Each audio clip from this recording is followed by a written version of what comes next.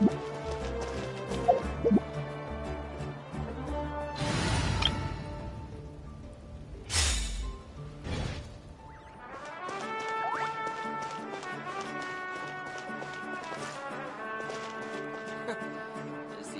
not get lost in sort of talent. You might want to get a guide if you're not familiar with the area.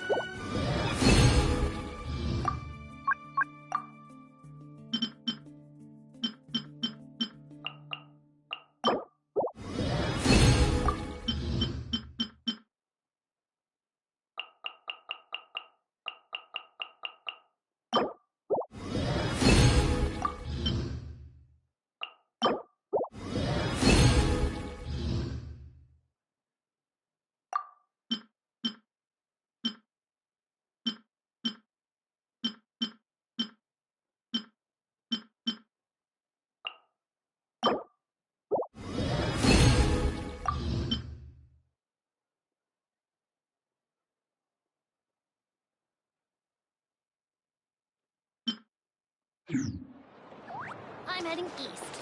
Don't you come with, you hear?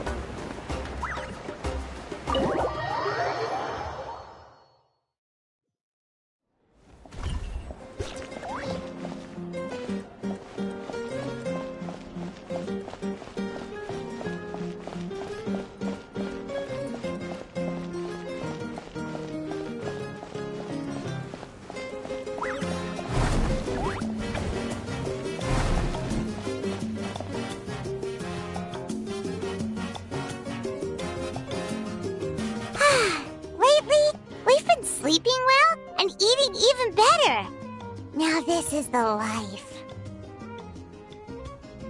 Exactly! Look, Paimon's tummy is so stuffed. It's all round and plump now. And now it's time for some rest.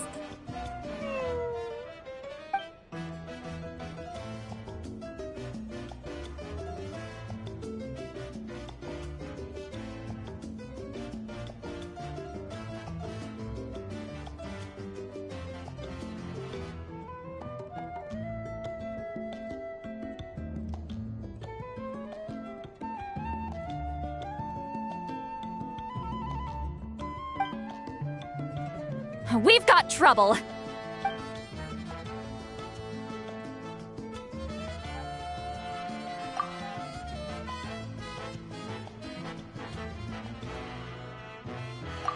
Cut that out, it's serious.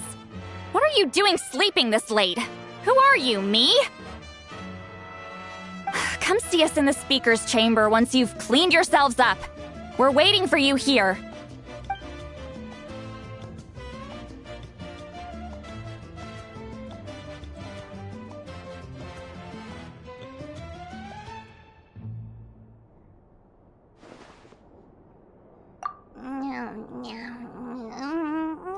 No!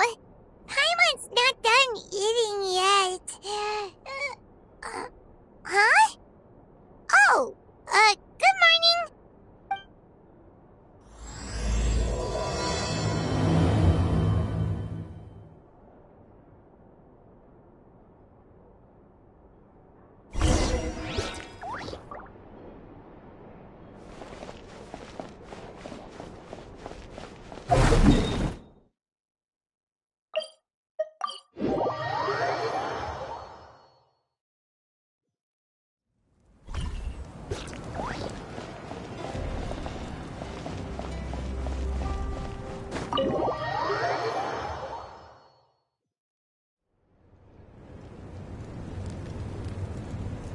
I wonder if they've eaten.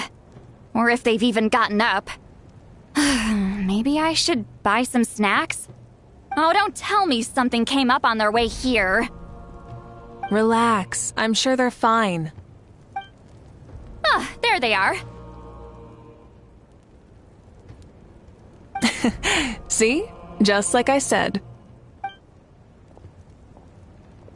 Mavuika&Citlali! We came running as soon as we got your message. Thank you for coming all this way. Here, have some water and catch your breath first.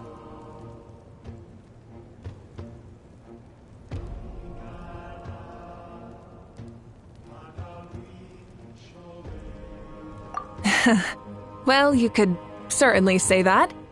I'll let Citlali explain. Strictly speaking, I'm just passing on something I heard as well. Basically, the Wyab passed a truly shocking piece of news to me through the smoke last night. You're aware that Mavuika's not the first Pyro Archon, yes? On occasion, there were those who lived longer than an ordinary human. Not unlike my situation. But all in all, the title has changed hands many times. And now, the Wyab have sensed a special surge within the ley lines. A truly ancient soul is about to return to the mortal realm. His name is Xbalanque. Xbalanque? But isn't he the very first? Yes, that's him. The first Pyro Archon. According to legend, he was the greatest of heroes and leaders, and the one who made a deal with the ruler of death, thereby creating the rules that saved Natlan's ley lines. Hasn't he been dead, like, a really long time? How can he be resurrected?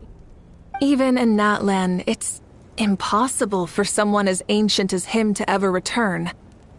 Still, nothing's off the table when Xbalanque is concerned. Hence why this really is something major. Let me be clear about this. I did not mishear, nor is the Wyab mistaken. We would never jest about something like this. Don't worry. Both the Traveler and I have complete faith in your abilities. Whose interpretation of the Wyab's will could we trust if not yours? Yeah, that's the one thing I'll never be modest about. But the fact I'm not wrong about this only further begs the question. Just why is Lord Xbalanque suddenly about to be resurrected now? As you can see, Citlali's even more concerned about this than I am. Still, it's understandable. Waiting to find out the whole truth must be torture for a great shaman who can only peep at the outcomes without knowing the causes. Mavuika, I hope you'll approach this with a measure of caution. Depending on how things go, everything could change or nothing at all. Well, I think you know what I mean. I do. Xbalanque's arrival will shake our nation. After all, we still don't know if he's satisfied with the outcome of this war. Wait, do you think he'll come and find you? Huh! Well, you can't just up and say things like that! You scared me half to death! That's actually pretty likely. Think about it. People in the same line of work tend to have some similarities, right? Maybe all Pyro Archons share my disposition. I don't want to meet him! I haven't really mentally prepared myself yet for such a grand occasion. Anyway, my job was just to pass on the message and bring the Traveler over. Now that that's dealt with, you can discuss the pilgrimage. I'm done here. Wait! Where are you going, Citlali? Back to bed! You have no idea how much that scared me. I was up all night. Ugh, can barely keep my eyes open. Nighty-night. It's like I said before. Our cultural legacy shouldn't end with our triumph over our suffering. Instead, it'll burn brighter than ever. So, the pilgrimage of the return of the sacred flame has been given new meaning. We have chosen to turn it into a pure athletic competition, promoting fair play and encouraging the personal growth of contestants. And this grand tournament will begin soon. Ooh, that sounds awesome! Heroes are drawn to tournaments like this, and naturally, you're no exception. The news of Lord Xbalanque's impending resurrection may be a bombshell, but I believe that we should keep our focus on the pilgrimage. Huh. Okay. So, not in a hurry to find him, huh? That's right. I've already informed the tribes that we'll be hosting the next tournament right away. It'll help sweep away the shadows cast by the war. Preparing supplies, cleaning up and remodeling the competition venues, recruiting staff for logistics, moral support, and pre-tournament weather forecasting, all of that's been assigned. We need to make sure everything is completed well and on schedule first. Traveler, Paimon, you are our cherished friends and a part of our nation. I'd like to invite you to serve as special supervisors for this event. Paimon can do it too? Of course. On that note, my 2 new supervisors, would you come with me to check on the progress of each of the tribes? Sure!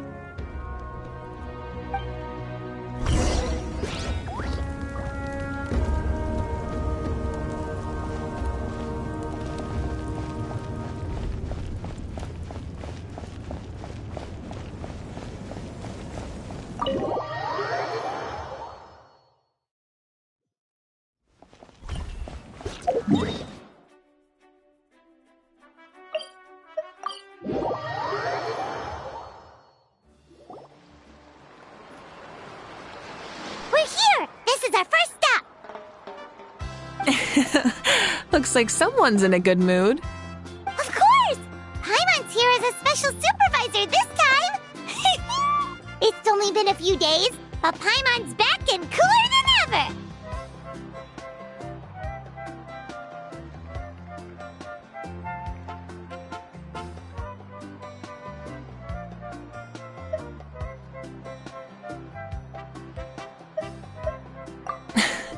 It's nothing. We've got a long road ahead, so it's good that she's so motivated.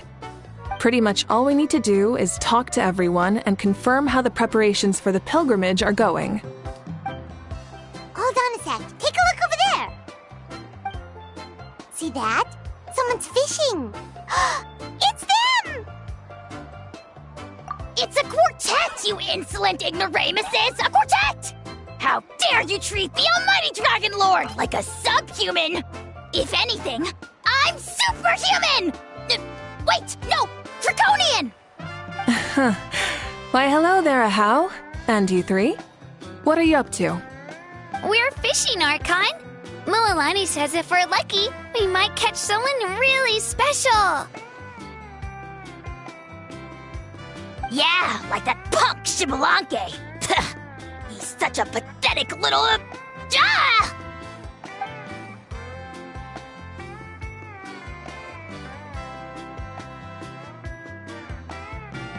Lowly servant! How dare you beat up the almighty Dragon Lord for some ancient fogey that you only know by name? You'll pay for this! I'll start with some chili in your water skin. Ah, so you've heard about his impending return. Did Citlali mention that to you? Oh no! Why is Shibalanke coming back now? Did we screw something up? We couldn't have, right? But what else could have alarmed him so much? Wow, that sounds just like her.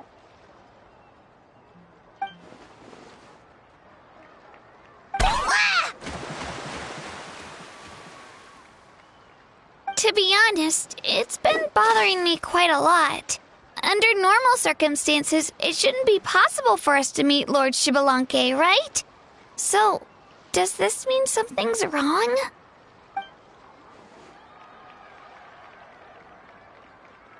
Hey, we've got a bite! Help! Help! Something's pulling on me! It's what's going to save your life. Are you having leg cramps? Help!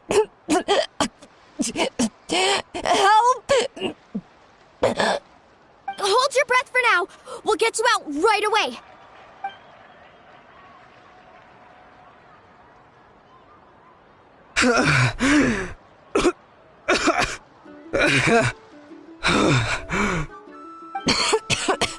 Thank you so much, everyone. Wait, why is her Archon here? Well, would you look at that? You actually caught some people after all. Thanks for your help. Otherwise, that sudden bout of leg cramps might have ended our entire surfing squad. The two of us are in charge of transporting supplies. After safely delivering some of the equipment, medicine, and a few other things for the tournament, we had some time to spare, so... Didn't warm up before going into the water, did ya? Thank you. Thank you so much. We'll, leave you to it then. We'll never forget how you saved us. We know you're busy, though, so no need to worry about us. We'll see you around. Well, you gotta give it to Mulalani. When she wants something to happen, then it just happens. Then it won't be long before she reels in Shibalanke himself. Now that'll be a wonder of wonders. I was just thinking, what if he enjoyed swimming like the rest of us? It's easy enough for anyone who loves the water to end up here, so might as well give it a try. It'd be a great chance to say hi to him. I used some commemorative badges for the stadium as a special bait. He's never been to present-day Natland, so it'll all be new to him. I'm sure he'll be thrilled. And before you say anything, anything's possible. On the off chance this'll work, it's worth a try no matter how unlikely it is. Just like playing the lottery.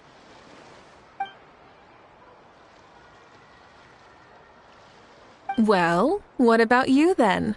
Given your personality, isn't your continued presence a testament to the power of friendship too? Ha ha! She saw right through you, my foolish lackey. Silly, naive child. Now, witness the scorn of Kahula Hat! Ow!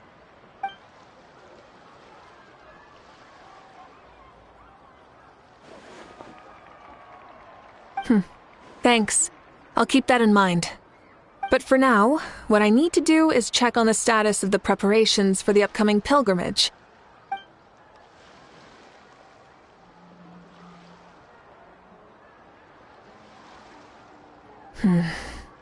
Seems like the people of the springs have done a great job. Yep, don't worry. We only came here to fish after finishing all of our work. We're all done, all three of us. Everyone at the Children of Echoes has been hard at work too. I only came here after finishing my tasks for today. It looked like everyone else was about finished too. Huh. Now that's efficiency. I trust you. Well, looks like we won't have to make the trip to your tribes then. Everyone, this iteration of the pilgrimage holds great importance to Natlan as it is now. You must pull together and work as one, creating the best atmosphere possible for all our participants. Sure. Don't know why you'd worry about this stuff. You're always so ready to pounce on and fight just about anything. Why, you even dare to disrespect the almighty Dragon Lord! Remind me again, has Ahau done anything besides talk?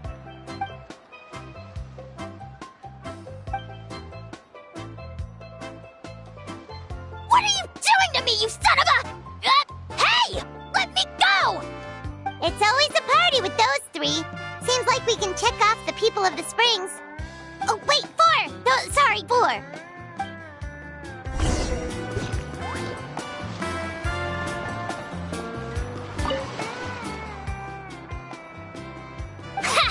Why don't you sign up then?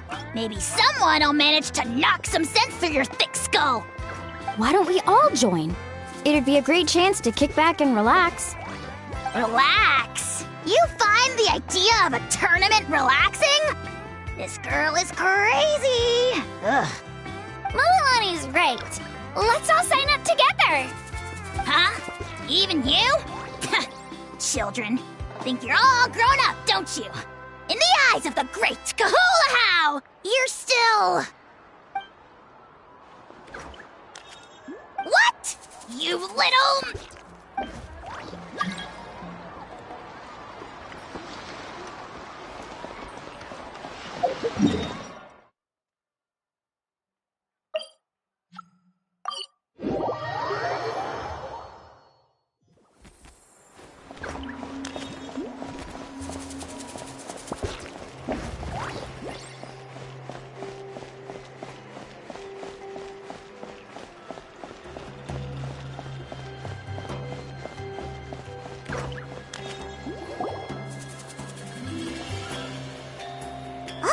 There she is, right over there.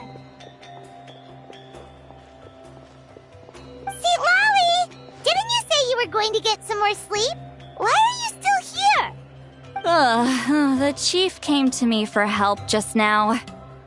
Not like I can just ignore someone in need and go back to bed, now can I? What? You didn't tell him that you stayed up all night? I just told him about Xbalanque's imminent return, and told him to be prepared. There was no need to mention anything else. Right! You still got a reputation to maintain, huh? Can't have people thinking Granny Citlali would lose sleep over something like this. Now you're making fun of me too, huh? So even children are ridiculing me now.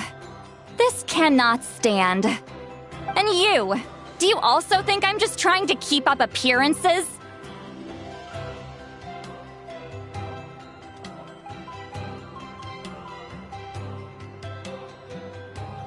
And you too! What about you, Mavuika? No, of course not. Relax, Citlali. Xbalanque was no ordinary person. He loved this land as much as we do and managed to forge a miracle through the ruler of death. I don't think he'll give us too hard a time.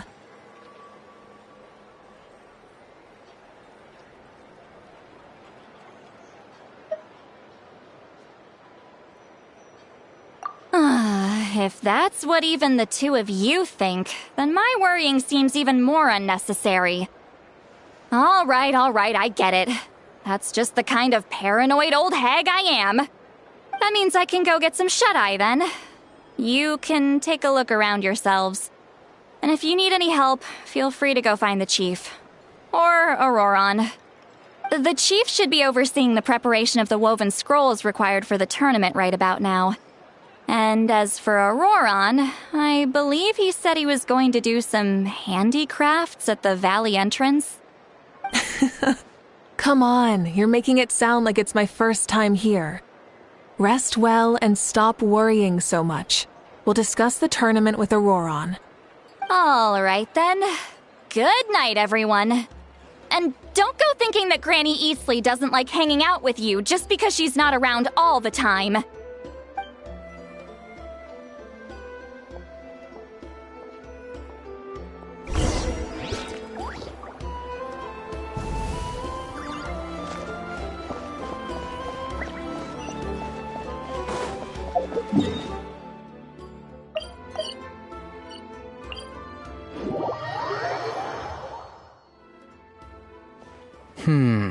What if I put this piece of rope here?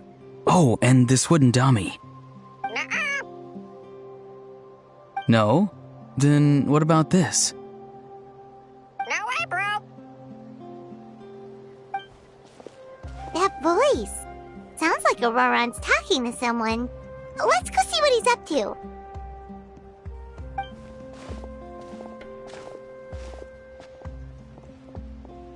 What you up to, Auroron? Oh, hello. Oh dear, oh dear. A bird? No, a juvenile Cucosaurus. This one looks a little different from the others, though. Yeah, a very The heck are you on about? Whoa, he's quick on his feet. That retort was instant. For real now? Do you even hear yourself, bro? Did Paimon just say something wrong? Oh wow, no way, bro. What the heck? Don't worry about him. He's just... how should I describe him? No, he's an assistant at Aoife's clinic, and one of my friends. His name is Kukuku. The heck are you on about? Is that not his name? Oh wow, no way, bro. Yeah, that's what he does. Those are all Aoife's catchphrases, so Kukuku picked them up after hearing them day after day. The last time I delivered some vegetables to the people of the springs, I ran into Ahau, who was there for a soak in the hot springs. Ahau and Kukuku were stuck in an endless back-and-forth argument. Eventually, Ahau got really agitated and just started immediately shouting, "No, you!" no matter what Kukuku said. How unbelievably childish. No less than I'd expect of Ahau. Even I have rarely witnessed things like that. They went on like that for an entire afternoon. Wait, how do you know that? Did you stay and listen to them the whole time? Yeah, I did. It was so dumb I couldn't look away.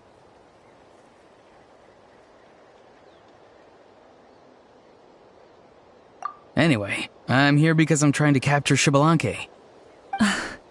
Capture, huh? Wild choice of words.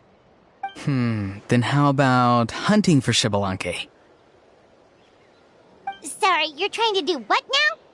We've never seen someone so ancient come back to life before, right? So I wanted to see if I could intercept him. See, this is the trap that I made. I've used it before. It's quite good at catching wild animals. Don't worry though.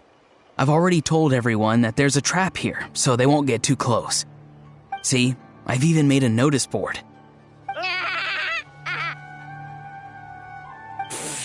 Good luck catching anyone with this. And what are you planning on doing with the poor guy when you catch him anyways? Stick him in a stew? No. I just want to see what he looks like, and then I'll probably invite him to our tribe as a guest. I'll admit, I didn't take you for the actively hospitable sort. Well, a chance like this doesn't come every day. I wanted to give it a try, so I also made these little handicrafts. He says that, yet all of these look like a hunter's lethal handiwork. I see. In that case, I wish you success. If you do manage to catch a wild Xbalanque, please, let me know. I'd love to come and watch the fun. Hey, not you too! If the real Xbalanque does show up, a trap like that won't hurt him. We all have faith in him. After all, he was the first Archon of this land. That's right. That's also why I stuffed several layers of cushions and hay in there. If he really triggers the trap, he can just sprawl out and take a nap. For real now? Do you even hear yourself, bro? Bro, stop! You're driving Paimon insane over here! Oh, wow. No way, bro. Well, if you got time for this, then you finished prepping for the tournament, right? You took the words right out of my mouth, Paimon. Ah, so that's it. Sorry, I didn't know that's what you wanted to ask about. We, Masters of the Nightwind, are broadly responsible for the woven scrolls and mental support. I have expertise in exactly neither of those, so I joined the logistics team. I provided some amazing supplies. The others even praised me for the quality of my produce and even asked me about how to grow such great fruits and vegetables. I was very happy. You've gotten quite good at dealing with people. Yes. I think I've rediscovered a bit of that feeling I had in my childhood. Seems like things here are going smoothly. In that case, we'll check on how things are going elsewhere. See you later, Auroron. Bye, Auroron! Good luck with the... capturing Xbalanque. See you later. So he also knows how to say goodbye. See you later then, bros. Huh? Alright. See you later, my bros.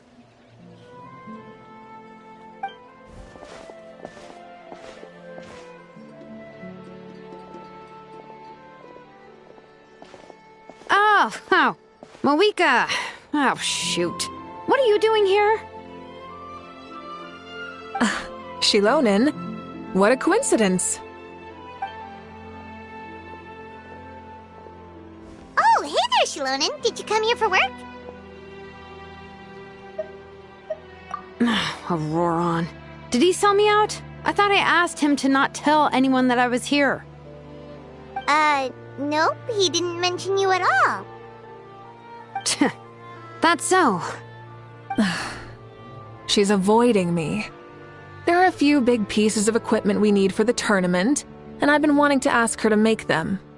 I went straight to her place because I was worried she might refuse, but each time there was nobody home, and the neighbors said that she was busy. Turns out, she was here. Wow. She literally ran away from home just to avoid taking work from you. Okay, that's enough about me. What are you here for? Checking on pilgrimage prep progress? Yes, and to see how everyone's doing while we're at it. Still, most everyone we've talked to so far has been pretty interested in Xbalanque. Oh, Xbalanque? Did you just say Xbalanque? Wait, have you been so busy running away that you missed the whole memo about him?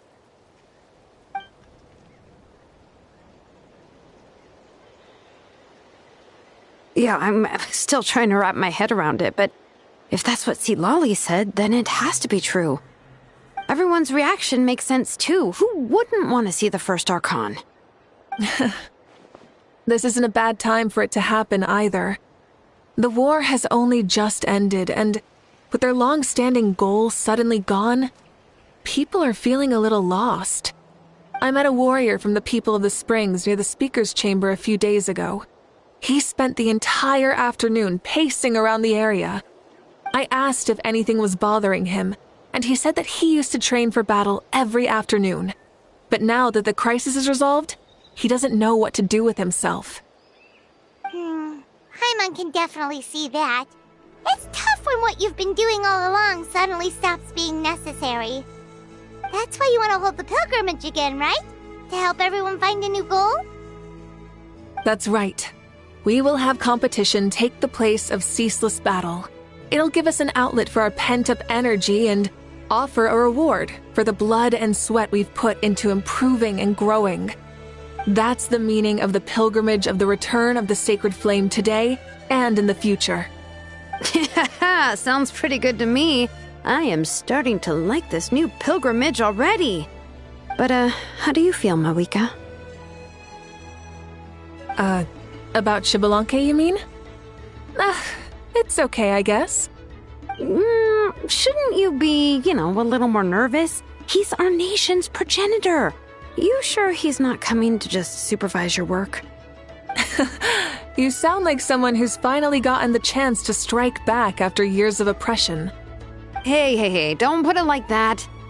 All right, maybe a little. It's not every day that someone who could bring you down a notch shows up. I knew that's what you'd think. Don't worry. If the real Xbalanque does make an appearance, then, naturally, I have my ways to meet him. Really? How? No spoilers just yet. Take a guess. Wait, you have a playful side too? Of course she does. This whole glorious righteous leader thing is just one facet of her. And it's the side of her you've seen the most so far.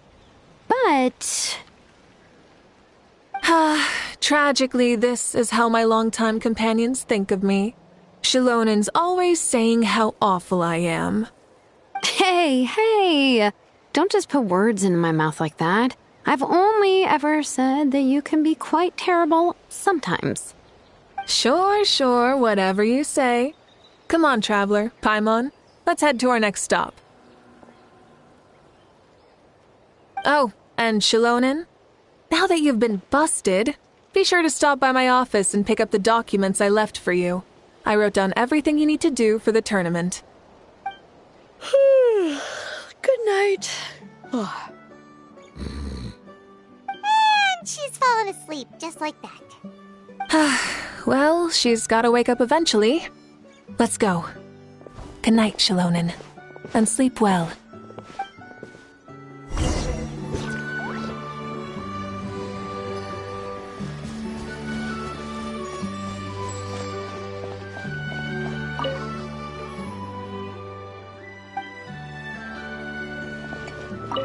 What is it?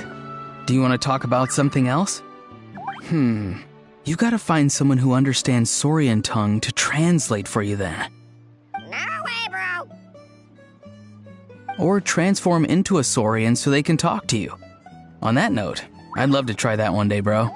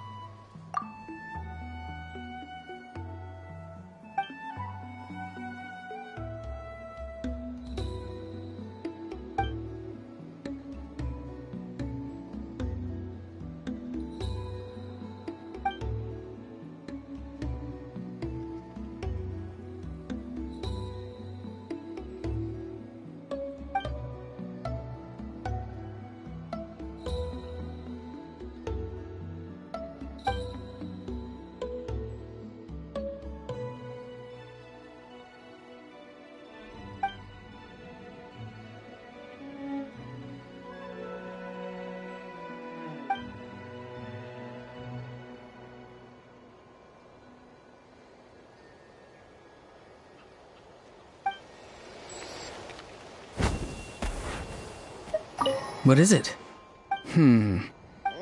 Or transform into a saurian.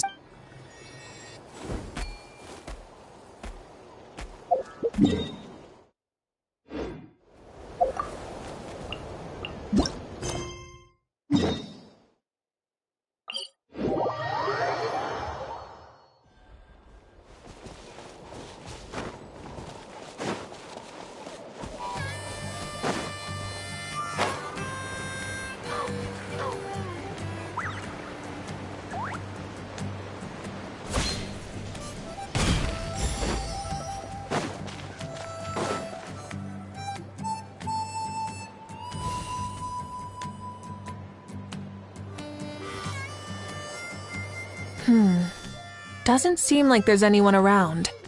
They're probably all out and about. Does that mean the preparations are going smoothly?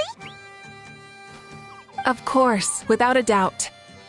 I'll be honest, I'm more concerned about how everyone's doing than how the preparations are coming along. The amount of rest they get will directly impact their tournament performance. It's my hope that everyone is eating and sleeping well, so they can enter the stadium full of anticipation. What are you guys doing here? Oh, it's Cheska! It's been a while. How have you been? Great! Things have been good on my end, too. How about you? Same old, same old. Back to the grind. Flying around to break up fights when they break out. Taking walks with my family when I'm free. You know, the usual. That said, I haven't had much work to do lately. I take it that means there haven't been many fights? Yeah, the war just ended, and the bonds between people have grown a lot stronger in the process. Hard to start fights like that. I don't mind, though. More time for me to zone out. I just sit at a lookout point and tend to my weapons. The fresh air is also great for my mood. Sounds like you've been doing well, then.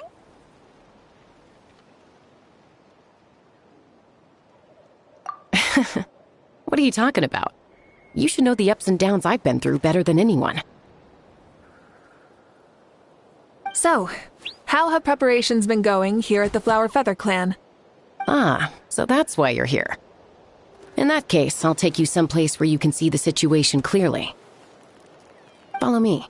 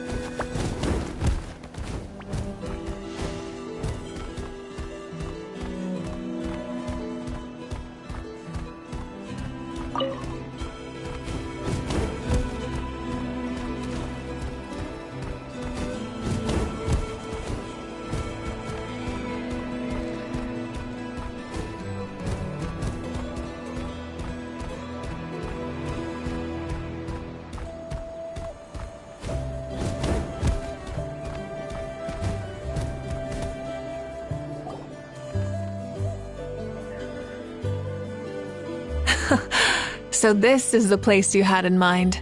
Quite the view. Yeah. You can see our whole camp from up here. We trained like this back when we were fighting against the Abyss, too. You can see people talking and laughing, some holding boxes, others pushing carts. Even some who are using some kind of special equipment to scan the skies. It's you, Pyro Archon! And the heroes of Natland, too! Ah, shucks! Heroes of Natland? Paimon's feeling kinda shy now. What brings you to the Flower Feather Clan? Are you here to check on our work for the pilgrimage? That's right. Everything going well? Please, rest assured, everything is going off without a hitch. Everyone is in good spirits as well. Coach and her students are also here, so they've been helping out. Coach? Oh, is Ian-san here too?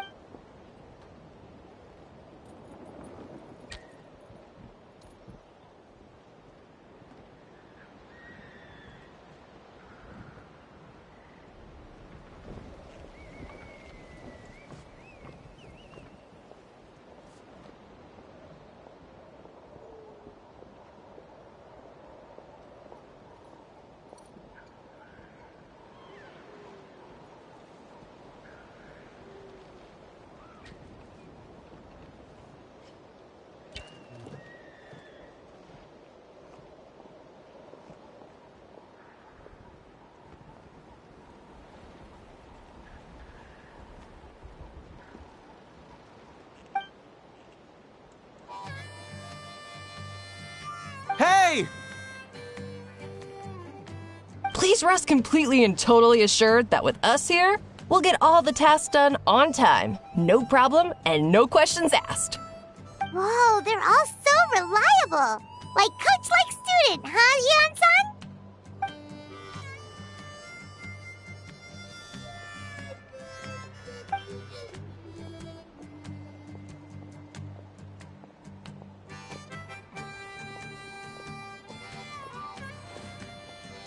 Didn't even break a sweat, you say?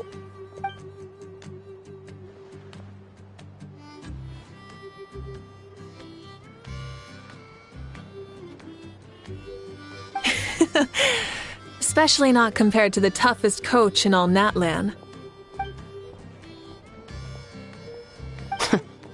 And that's why they call you tough. I respect it, though. I doubt I can think of anything that you can't do. Paimon agrees! In fact, after staying in Natland for so long, even we've begun to feel like there's nothing we can't do. So you think it's something about this place? Yeah, exactly! Now Paimon often finds herself thinking, compared to those super tough battles we fought and won, this is nothing at all! I'm glad you feel that way. It's not often that people can focus on the silver lining after everything that's happened.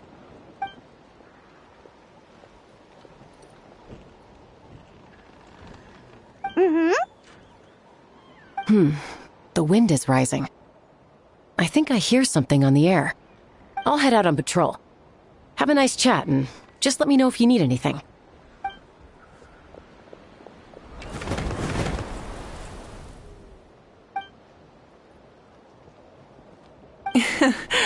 I'd say that it's effortlessly cool moments like this that make her so endearing.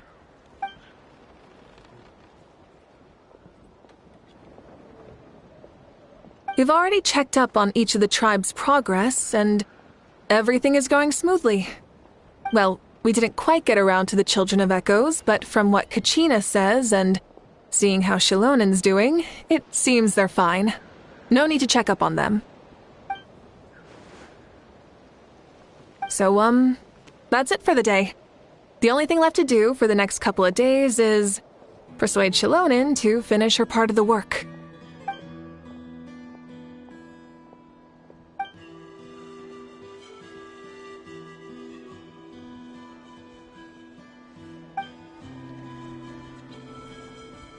Wait, so you mean we can get a sneak peek at what the competition will be like?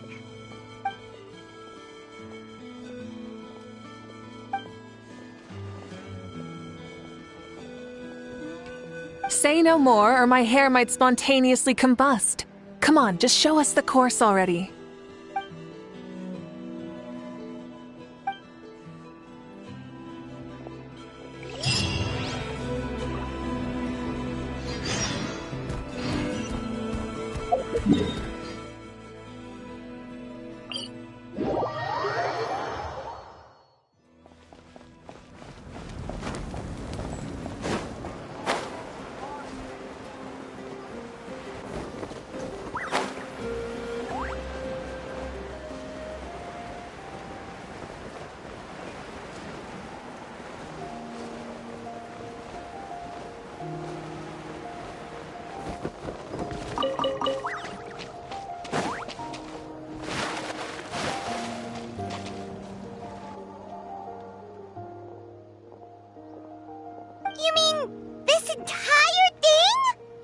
If it's for the pilgrimage, it's gotta be grand.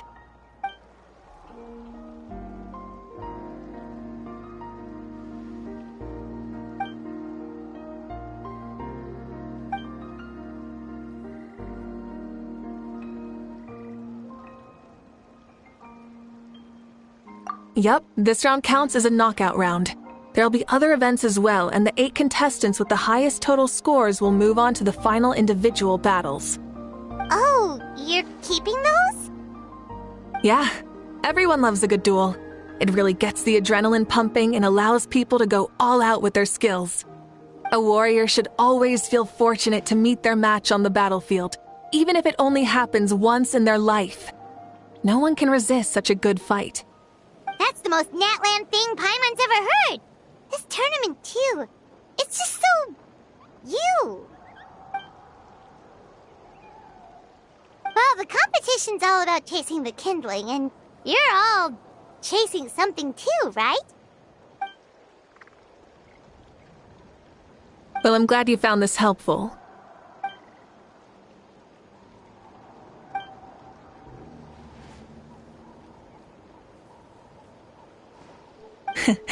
No problem. I'll go get ready. Whoa, Mavuika looks so excited. She must really be looking forward to this.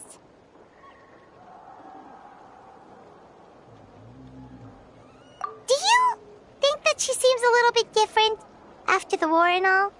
Like, you know, maybe in her sense of playfulness? She seems less serious than before. More willing to just loosen up and have fun. Whoa, you heard too? So, Paimon's right, right?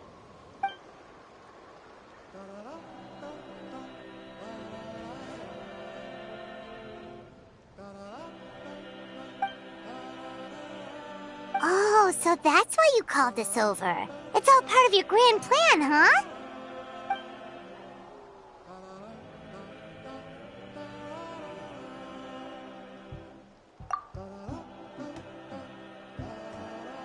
Wait, Coach, what about Paimon? Does she not even get to be a substitute?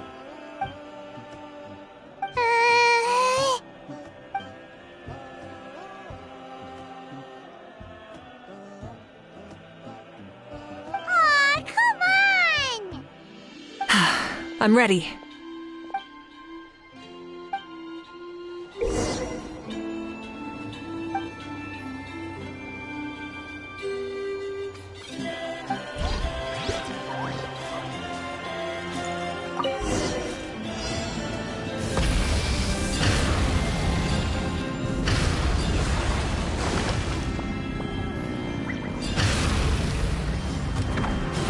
Live commentary, huh? Very nice.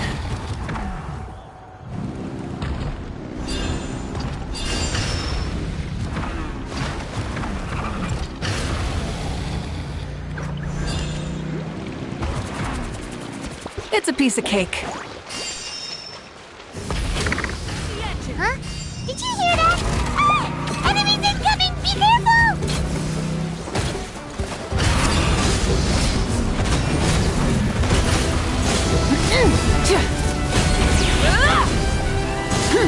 Full throttle! Incinerate! Incinerate! I gotta say, this is pretty interesting. Come on! You said you wanted to challenge people, so let them rise to the challenge!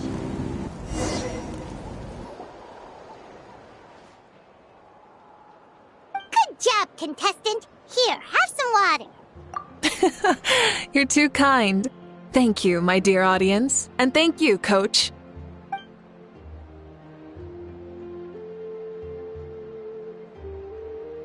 Maybe it can't detect anyone under a certain height. Oh, good point.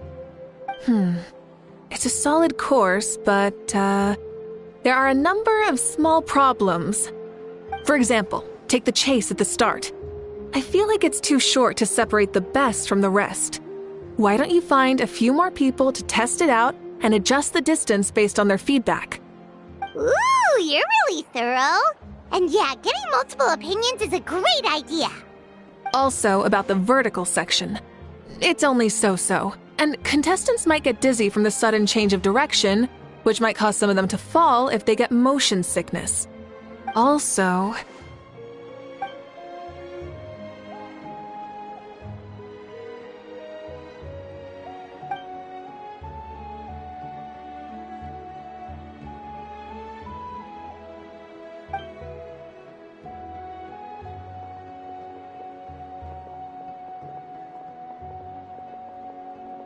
A ball launcher?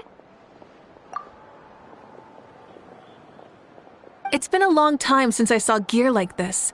This game can be played by 2, 3, or 4 people, and it's a fun one. Want to give it a try? Great. I'll be your opponent then.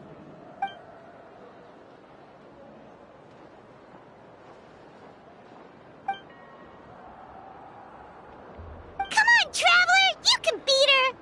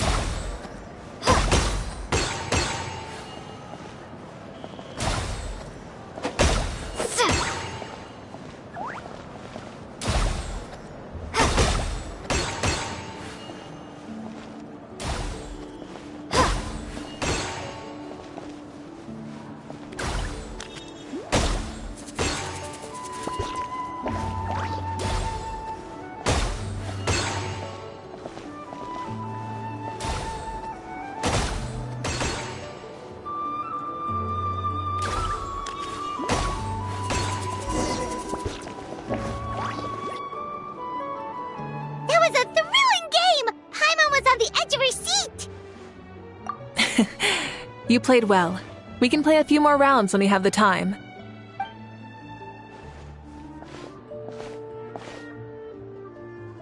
No, we should be thanking you. Both the mock course and the ball launcher were fantastic. I didn't know you were so good at making things like this.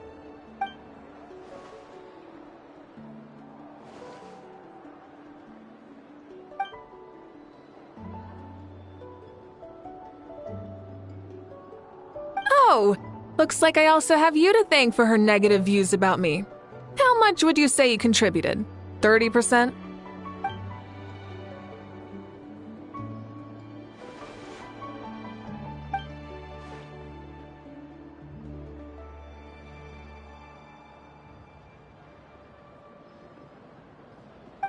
You know what they say, embrace the unexpected.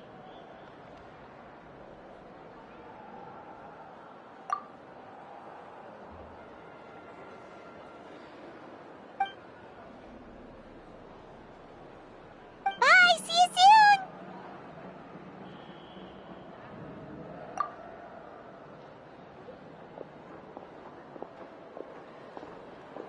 See you soon, Coach.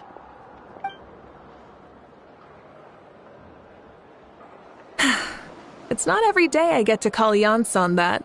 Did you see the look on her face? She almost jumped out of her own skin. You kinda enjoy messing with people, don't you? Really? I never noticed. Anyway, we've been out and about for so long. You must be hungry. Come on, let's go get some grub. My treat. What? Okay, Paimon takes it all back. You're the best person ever!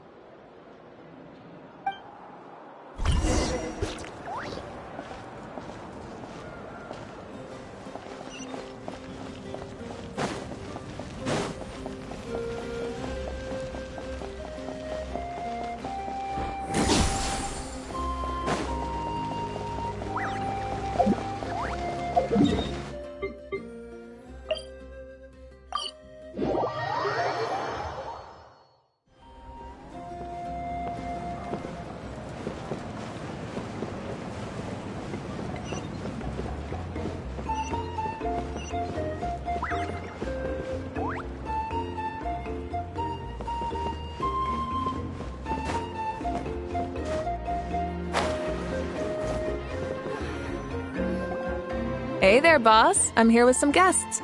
I'll have the usual. Ah, Pyro Archon. Welcome, welcome. It's been a while. Glad to see you with our new heroes, too. Boss, this is the Traveler, and this is Paimon. Hi there. Greetings to you both as well. You'll have the same as before, then? We worked out today, so yeah, that would be great. So what is the usual?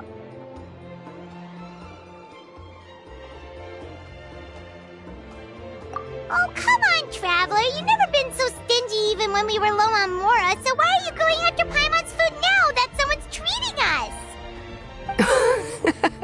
us? You two are a riot. I get where the Traveler's coming from, though. You're too cute not to tease, Miss Paimon. If someone's down in the dumps, your banter can cheer him right up. And that's not just from me, by the way. I've heard it from plenty of other people. For real? So, were you teasing Paimon on purpose, Traveler? Just leave it to us. Please wait a moment. Your food will be out shortly.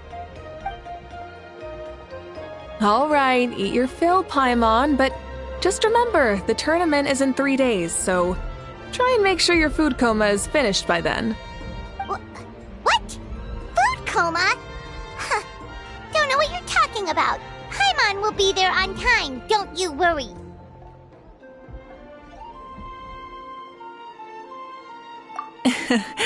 Don't worry, in the event that you do oversleep a bit, I have my ways of waking you up. Really? You do? Speaking of your ways, Mavuika, you still haven't told us about how you plan to find Xbalanque. Oh, that? It's actually quite simple. Xbalanque is a native of Natlan. The records speak of him as a wise, brave, and upright man, and refer to him as the first son. People like that tend to be like me, passionate about competition. The more they disdain dishonest ways of winning, the more they'll celebrate a fair victory. You could call that a trait shared by all the heroes of Natlan. They're full of energy and passion, and despise victories born of deceit. Conversely, they're constantly drawn to things that are full of hope and excitement. You mean Xbalanque might want to take part in this upcoming pilgrimage? It's not a matter of might. He will. It's precisely because such an important figure will be participating that we must prepare the best tournament possible.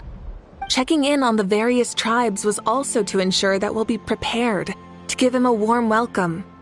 So, all we need to do is to look for him in the stadium on that day. As the first Pyro Archon, he should have no problem running away with the whole competition. But isn't it a bit unfair for the Pyro Archon themselves to participate in such a tournament? After all, everyone else is just an ordinary human. When Xbalanque ascended to Archonhood, he did so as a human. I see no problem in allowing him to participate in this event as a human from ancient times. Also, my ineligibility for this event is not due to being Archon, but due to my obligation to serve as host and judge. Huh. That's kind of like your life as Archon. You haven't lost your human side, you're just too busy to indulge it. Oh, another good summary. I'll be sure to write it down and include it in my autobiography. You're working on an autobiography? No, I was joking. Even Xbalanque didn't write one, so why would I? Still, if on the off chance I ever did write one, you two definitely be in it. Then, can Paimon have a super long title?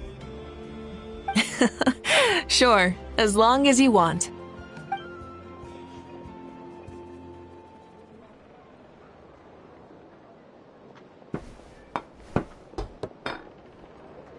So many dishes and such huge portions, too! Paimon spies mountains of meat as well! Wowee! You know this is just a normal breakfast, right? Wait, what? Our Archons always had a healthy appetite. Please enjoy the food while it's still hot. Food never tastes as good once it gets cold.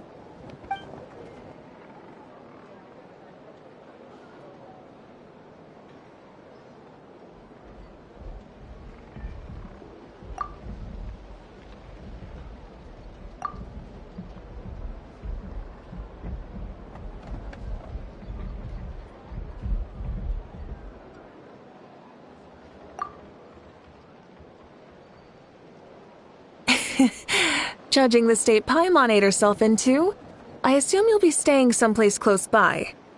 Is that okay? Actually, since it's so beautiful around here, we were planning to stay in the area for a few more days anyway. See the sights and all that. Of course you can. I'll go arrange some accommodations for you then.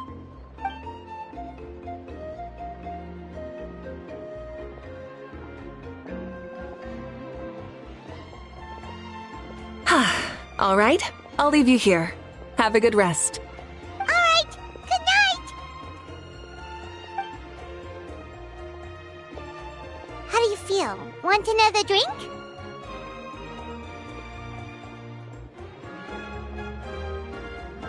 Then how about some dessert? Paimon still wants something sweet. Why are you looking at Paimon like that? There's always room for dessert.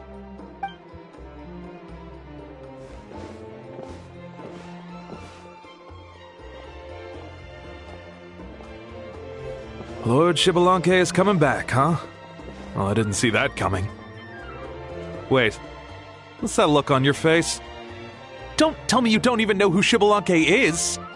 What kind of idiot do you take me for? I was just thinking about it. I mean, we just managed to defeat the Abyss for good and fulfill the wish of all the citizens of Natlan, past and present, so why is he coming back now of all times? Yeah, if he's here to help, the war's already over. And if he isn't, I just had a terrifying thought. What if he's actually some kind of villain who's come to steal our victory? Isn't that how the novels usually go? What? No, don't be ridiculous. Novels are just fiction. Don't you dare slander our great hero. You're talking about Lord Xbalanque here, the one everyone calls the first son. Also, even if what you said were true, I don't think our Archon would lose. We all saw that one punch of hers. The power in it was like... Yeah, I agree, but I bet Lord Xbalanque is no slouch either. Say, if they fought, who do you think would win? Well, you got me there. Well, as someone living in this age, I've got to vote for our Archon, right? Live in the now, seize the day, and all that. And now that you mention it, a fight between those two is bound to be a terrific one. Huh, what I wouldn't give to watch. All right, enough with that nonsense. It's already super late. If we keep hyping ourselves up, neither of us are going to get any sleep tonight. The way they're talking about the Archons dueling each other almost makes it sound like a beetle battle. Yeah, they really do love their contests of strength here in Natlan.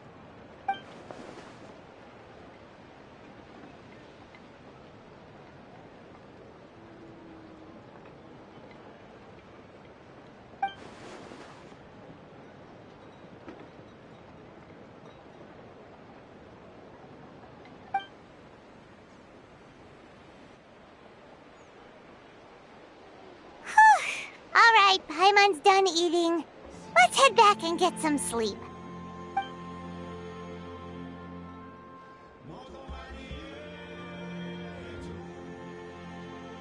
Time sure flies, huh?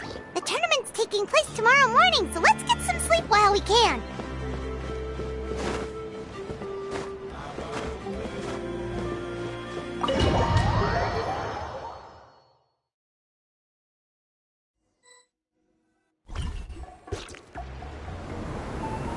Hey, wake up, wake up! The tournament's about to start!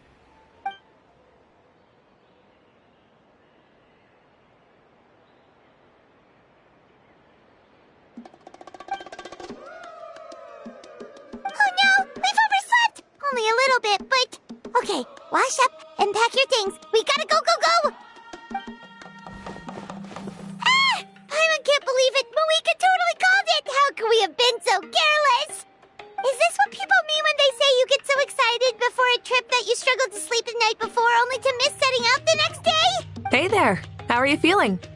Mavuika, why are you here? Isn't the tournament about to begin? Yeah, we're about to start. I'm here to pick you up. Put on your helmets and get on the bike. Huh? Can we make it in time? We'll take a shortcut. Sit down and sit tight. You can hold on to my waist if you get scared. Try and stop me! We're speeding, right? We have to be speeding! Oh, come on! If this counts as speeding, Mualani would have been arrested a long time ago. I've entrusted her life to you for so long, but only today has she realized just how unhinged the two of you are!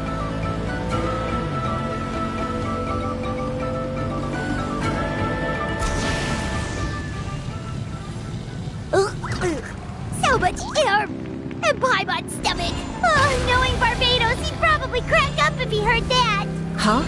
Barbados? Right, I almost forgot that you're friends with him, and the other Archons too. Introduce me when we get the chance, would you? Never hurts to make some new friends. Sure! Our friends are yours too! Don't open your mouth so wide. The venue is just up ahead. Sit tight.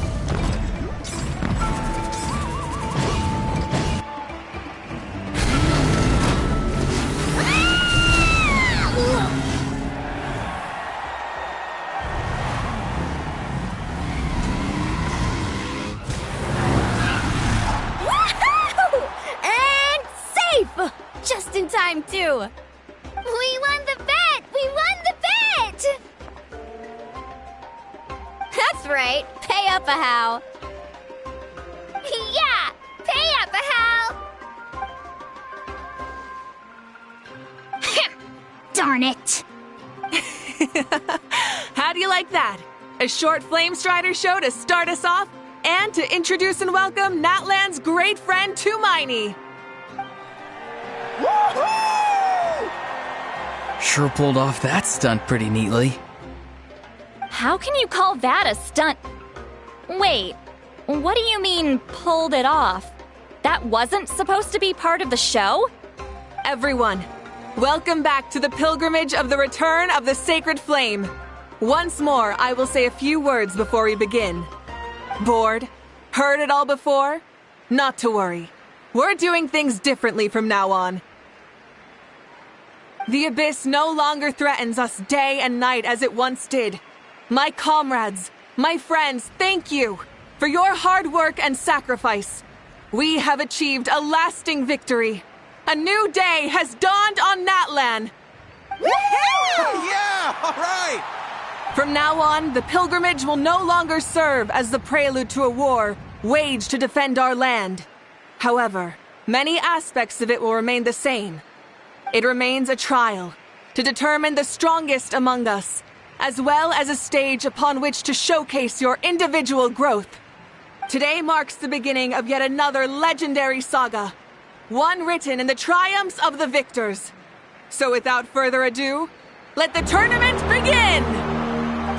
Yeah!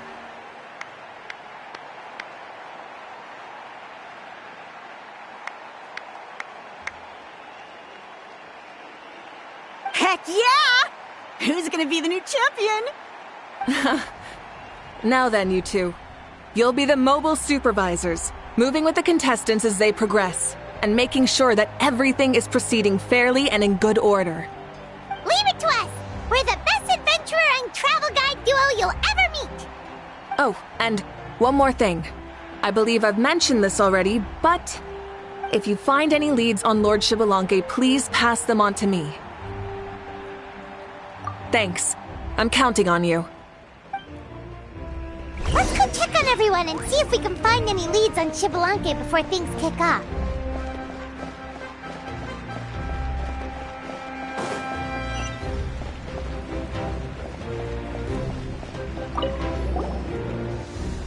Oh! Hi there, Eon-san! Are you gonna participate in the tournament?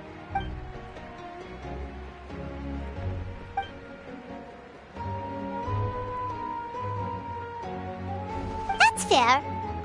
Can we ask you something then? You know about Lord Xbalanque's resurrection, right? Have you seen anyone with that kind of aura over here?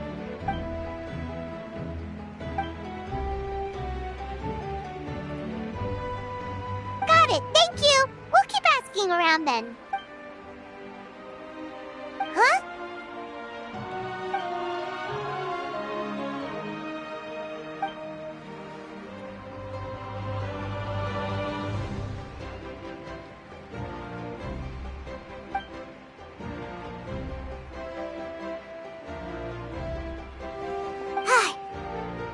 Coach. Paimon feels like even her blood is boiling.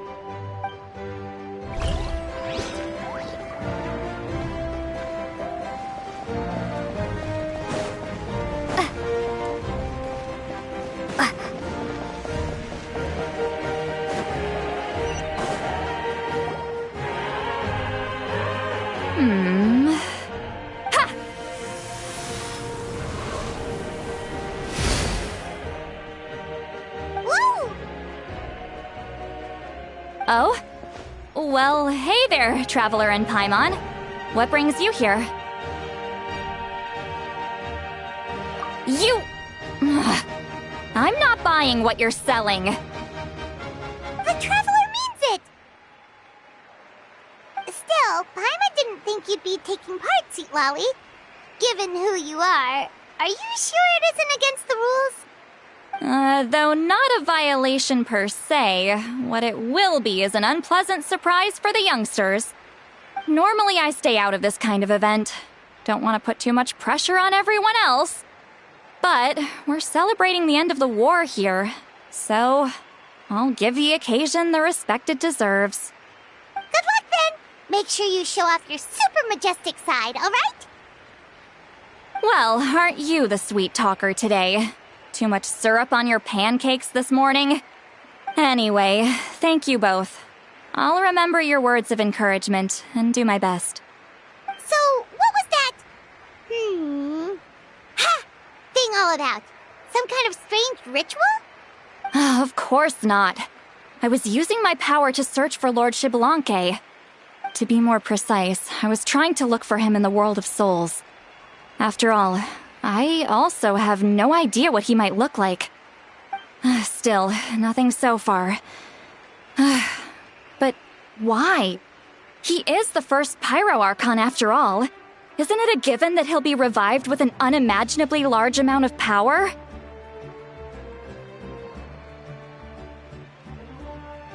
Yeah, we don't have any leads yet. We'll check for leads somewhere else. Good luck, Granny, and take care! Be on your way now. Oh, and take care of yourselves, too. Granny Eatsley will display her dashing self on the competition grounds soon enough.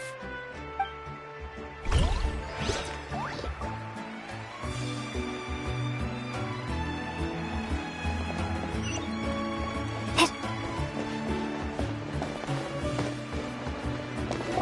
Kaniche! Gonna take part in the tournament? Best of luck! You can do it! Where's the how, though?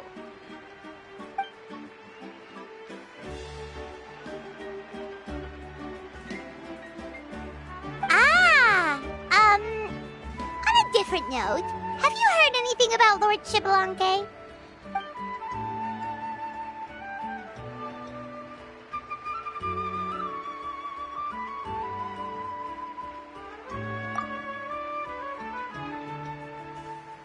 You're reliable as always, Kaniche. We should go check with the others now, so we'll see you later. Good luck, and make sure you don't get injured.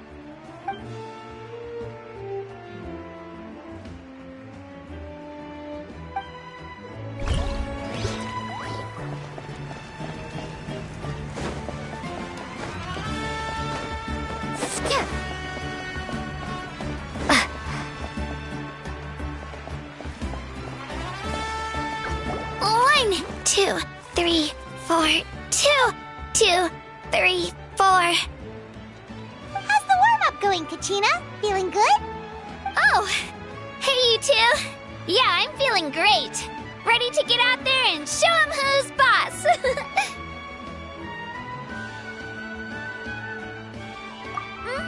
I'll give it my all. I mean, I don't know if I'll be able to win again, but as long as I learn something from the experience, that's enough of a win for me. Yeah, having the right mindset is everything. Yep. Oh, by the way, have you seen anyone who seems like Lord Xbalanque? Lord Xbalanque? I don't think so. A powerful figure like him is sure to attract attention wherever he goes. Like Moalani and Kaniche, only even more so. I haven't seen anyone like that, though, so he probably hasn't passed this way. All right. Thanks, Kachina. We'll go take a look around. Focus on taking care of yourself as well as winning. I will, thank you. Seems like we still haven't found any useful clues. Maybe we should just go back and check in with Mavuika.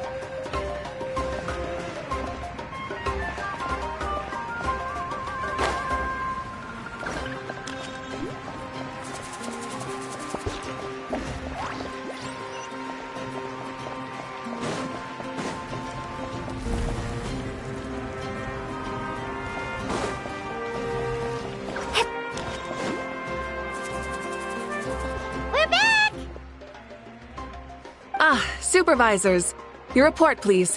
How are the contestants doing?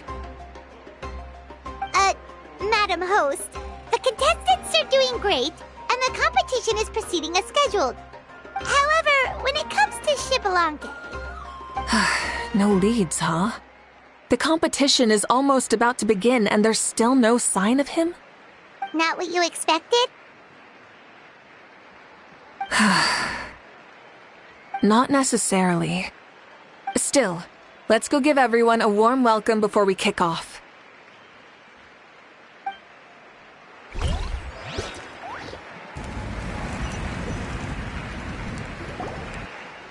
I believe we're all warmed up. Now, take your positions. This iteration of the pilgrimage is the perfect chance for us to bid farewell to the past. Now go forth and soar. Faster, higher, stronger. Become a better version of yourself. Remember what brought you here and keep pushing forward. This tournament begins now! All right. Ready or not, here I come! There's Mualani, a natural sports star. She's not gonna stop scoring anytime soon. I've got this. This round's in the bag.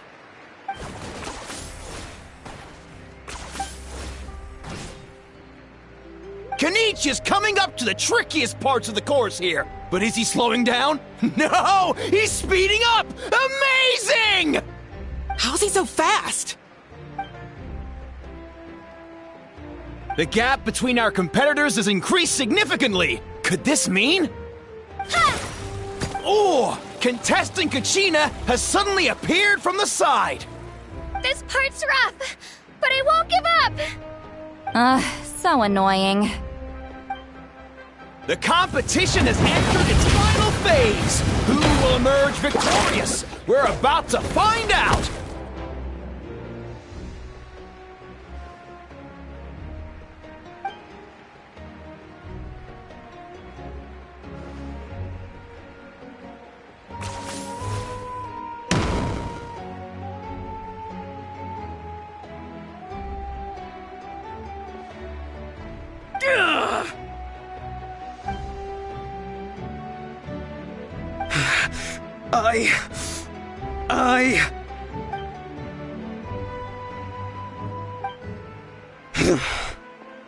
I yield. Our champion has emerged, and his name is Kanichi! Kanichi! Kanichi! That's amazing! Woohoo! Yeah, that's our Kanichi. I knew he'd win. What? So not only is this little punk hard to kill, but he's good at fighting too? He does have the skill. You beat me fair and square, Kenichi. People always talk about how tough you are. Now I can say for sure, they're not exaggerating. It's funny. I was thinking to myself earlier that I might have a shot at winning this. Unless I have to face Kenichi in the final. Come on, dude. What are you talking about? Losing to Kenichi isn't really a loss at all. You've more than proven yourself, too. You could beat me up 30 times over.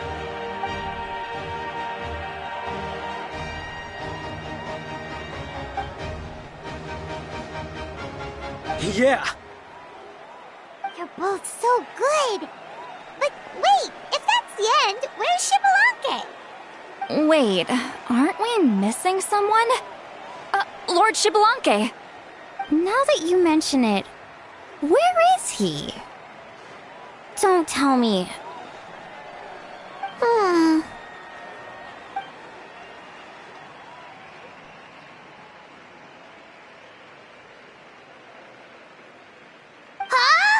Are you saying that you beat Xbalanque then?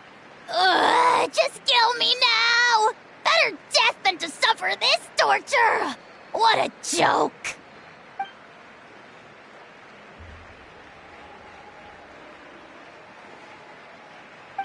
That's impossible, right? Could he have played so well because of some connection with Lord Xbalanque? You mean, he might be Xbalanque? Wait, I'm Xbalanque now? That's news to me. I've got it! Lord Xbalanque didn't want to steal anyone's thunder, so he must have lost the tournament on purpose. Wait, that doesn't make any sense. This is the most holy pilgrimage of the return of the sacred flame. How could anyone throw a match? Whoa, did Paimon say something wrong? Now everyone's talking about Xbalanque. Still, that guy was almost too good, wasn't he? We've never heard of him before, but he was still going toe-to-toe with Kenichi. Could he really be?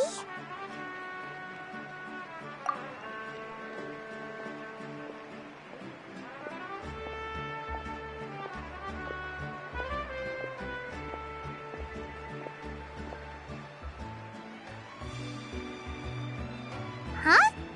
What are you looking at, Mavuika? I felt that something was off since the tournament began. Reflecting back on it, it wasn't because I could sense Xbalanque's power, but rather that I could not.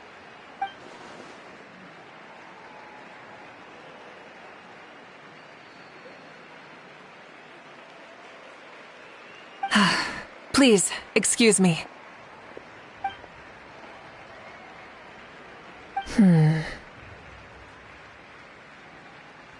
There you are.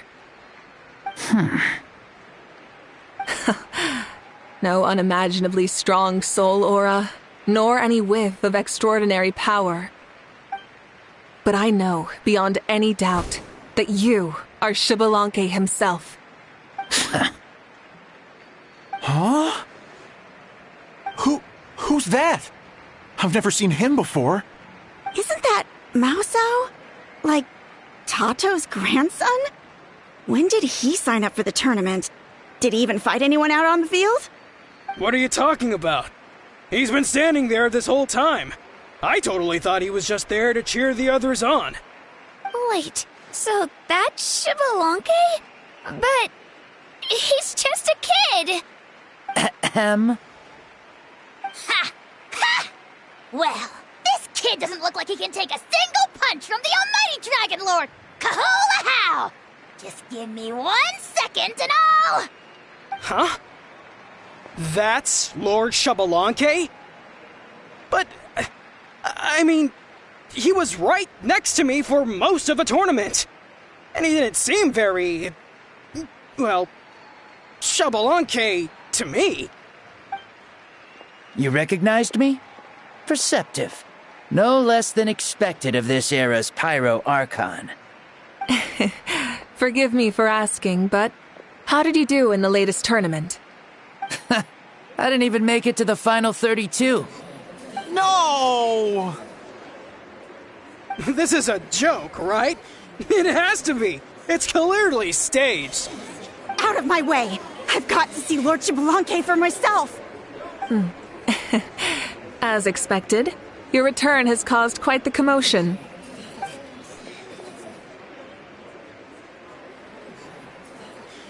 Please, remain calm, everyone. Lord Xbalanque is one of the most important people in all of Natlan. I will take responsibility for receiving him into our midst.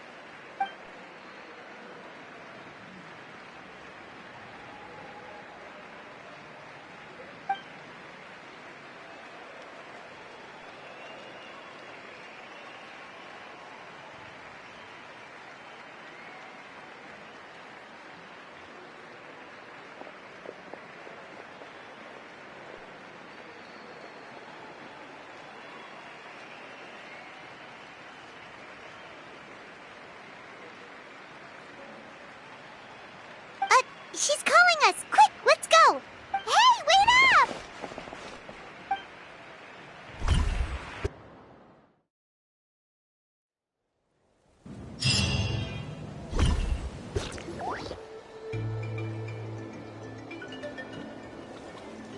Okay, this should be far enough. Sorry for making you walk all this way. I am Natlan's current leader and Pyro Archon Mavuika. Lord Xbalanque, I said I was inviting you for a chat, but to be perfectly honest, this is also my first time doing something like this, so I don't even know where to begin. Oh? Oh no, he doesn't sound too impressed. You mean you've never hosted a long dead guy on his first trip home before? No worries, it's a first for me too. I didn't realize you also had a sense of humor. Wait, really? Hang on, I think I just realized something. You're telling me that neither you nor your companions know that I, Xbalanque, was totally hilarious?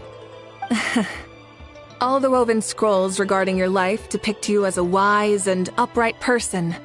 According to legends, you also use the Divine Throne to negotiate with the Ruler of Death, establishing the set of rules unique to Natlan.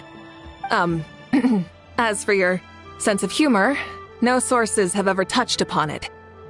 Maybe it's better to say that we know even less about you than we expected. I see. In that case, allow me to reintroduce myself. I am the first Pyro Archon, Xbalanque. You may call me dear beloved son, or just Lanque for short. Wow, talk about being overly familiar. And these two are? Allow me to introduce the Traveler and Paimon. They're important friends of Natlan and our companions. Great heroes who helped us defeat the Abyss for good. Ah, I see. I was about to say, why did a child follow us all the way here? Though you could say the same for me.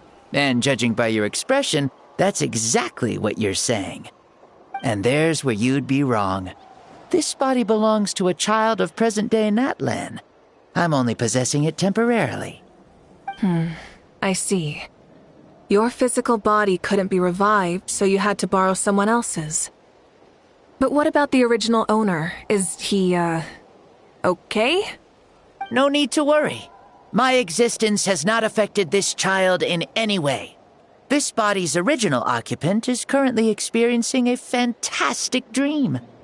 I have my own plans, and as for my reasoning, you'll find out soon enough. Alas, this borrowed body is a bit lacking when it comes to exercise, and hasn't really trained any aspect.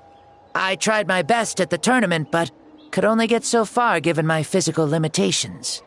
Oh, that explains why you couldn't make a deep run. You're not used to this body, are you?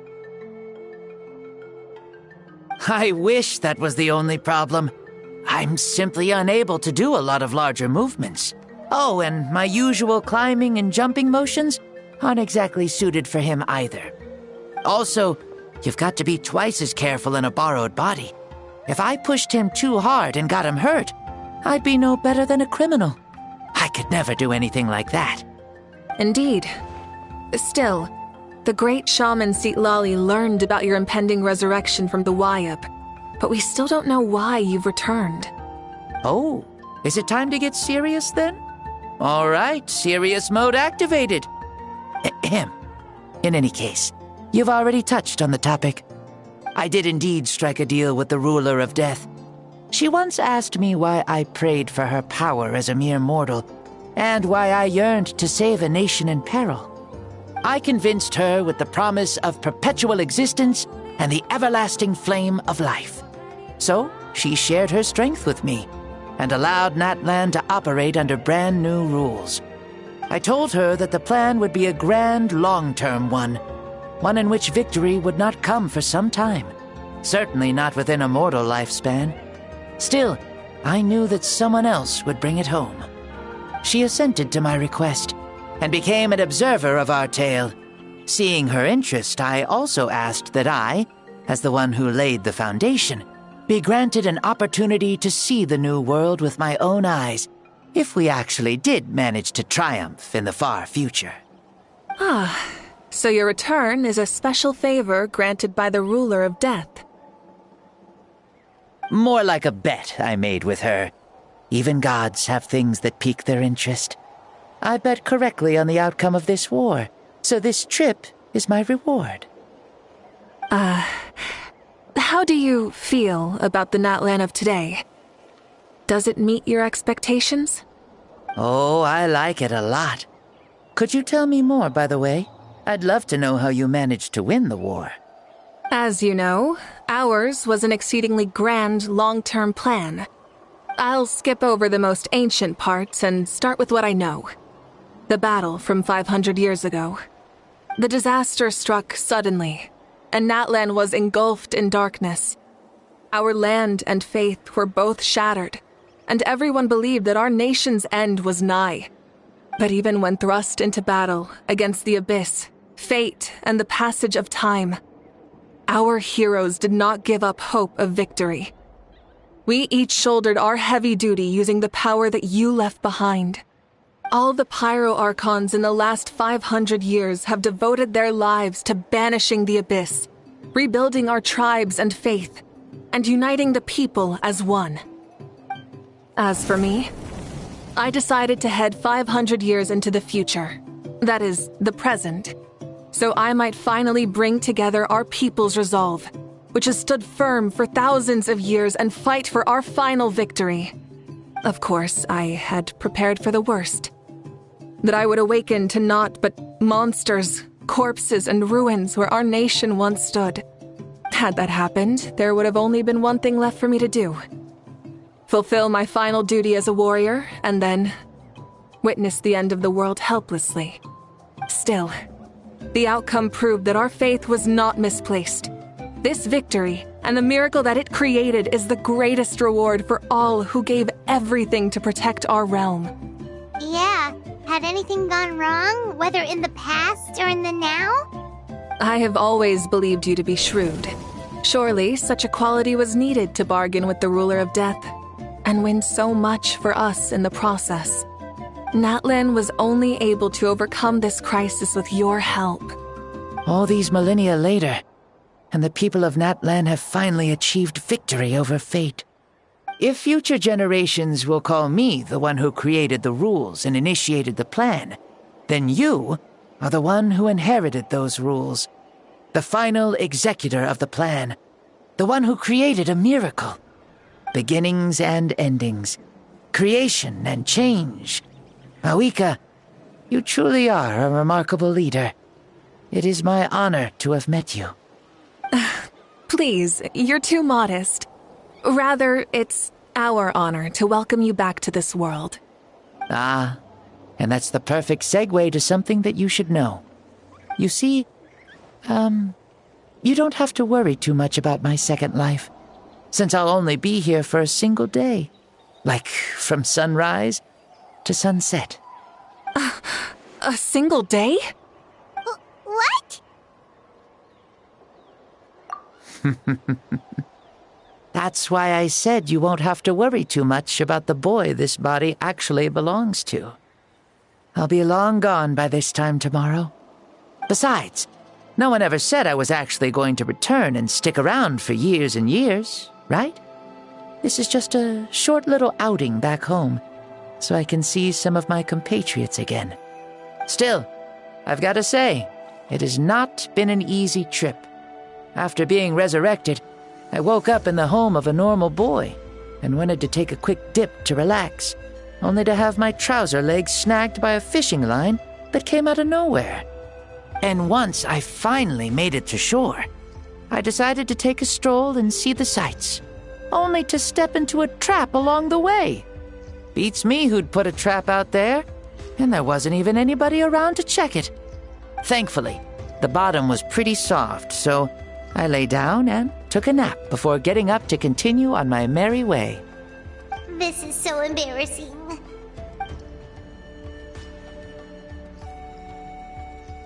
After countless trials and tribulations, I finally managed to sign up for the tournament.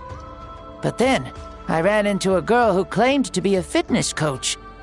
She insisted that my muscles weren't up to snuff, and made me do twice as many warm-up exercises as everyone else.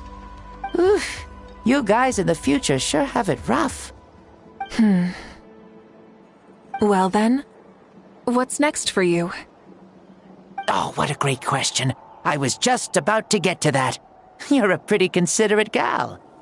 So, I do have a small wish that I haven't been able to fulfill. I managed to participate in the pilgrimage, but alas, my potential is restricted by this form. It sure would be nice if I could show everyone what I can actually do. Why is he stealing glances at us like that? Well, now that I've said it, care to help an old man out, hero? Ahem. See, I was also quite the formidable warrior in my time. Surely a match for Mavuika. I mean, I was the first Pyro Archon after all. I could shake the cliffs with a single punch, scale mountains with a single leap. Very formidable indeed. So, you'd like to spar with me? Yes. Using your current body? Will he be able to handle it? Don't worry. I'll find a suitable location for our duel, and a way to keep this body safe. The first sun. The ardent sun. This star is a flame, burning with a passion that will consume all. From the moment I first saw you, I knew you to be a true warrior, just like me. Surely you shall not refuse me this battle, O inheritor of my ancient name, the burning sun, Kiongozi Mavuika. I accept. Brilliant. In that case, let us free ourselves from mortal shape. Let the ancient souls guide you to the true arena of duels.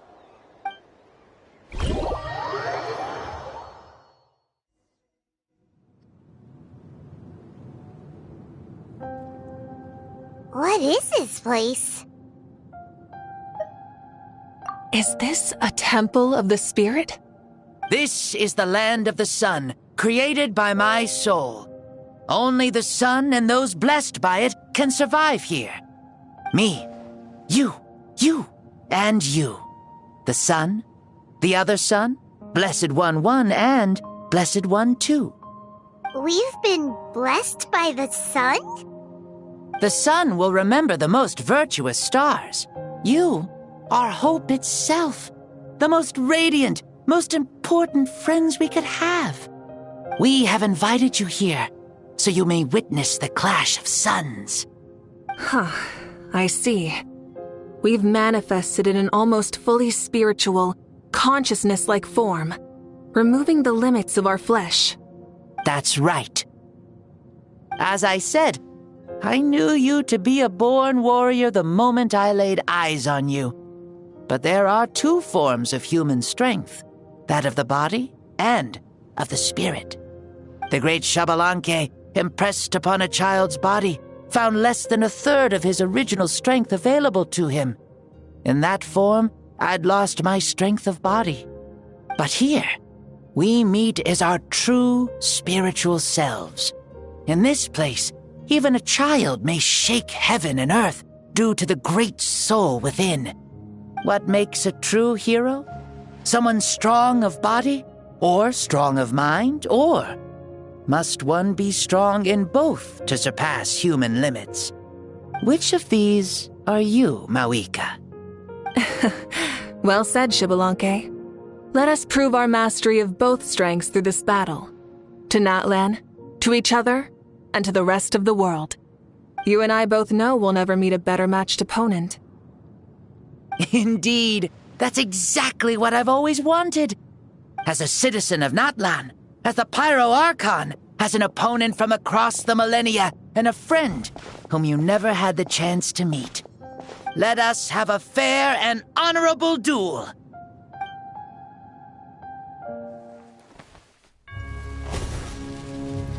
Our fight will end when the flame is extinguished. Fine. You ready?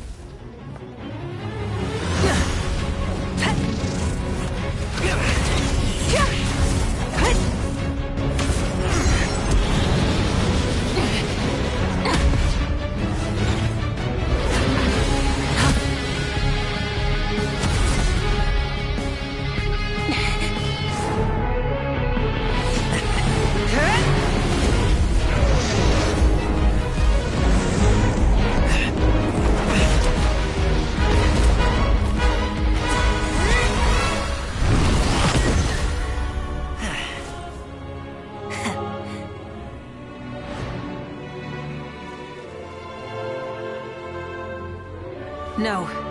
In war, there's no time for that.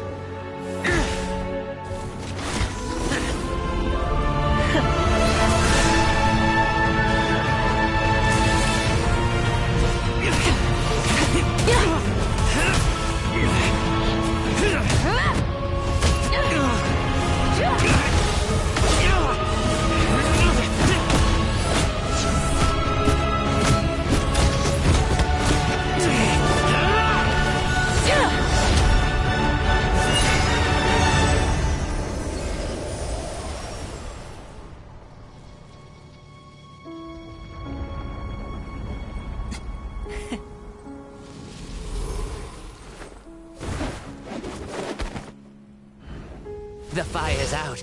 Let's stop here.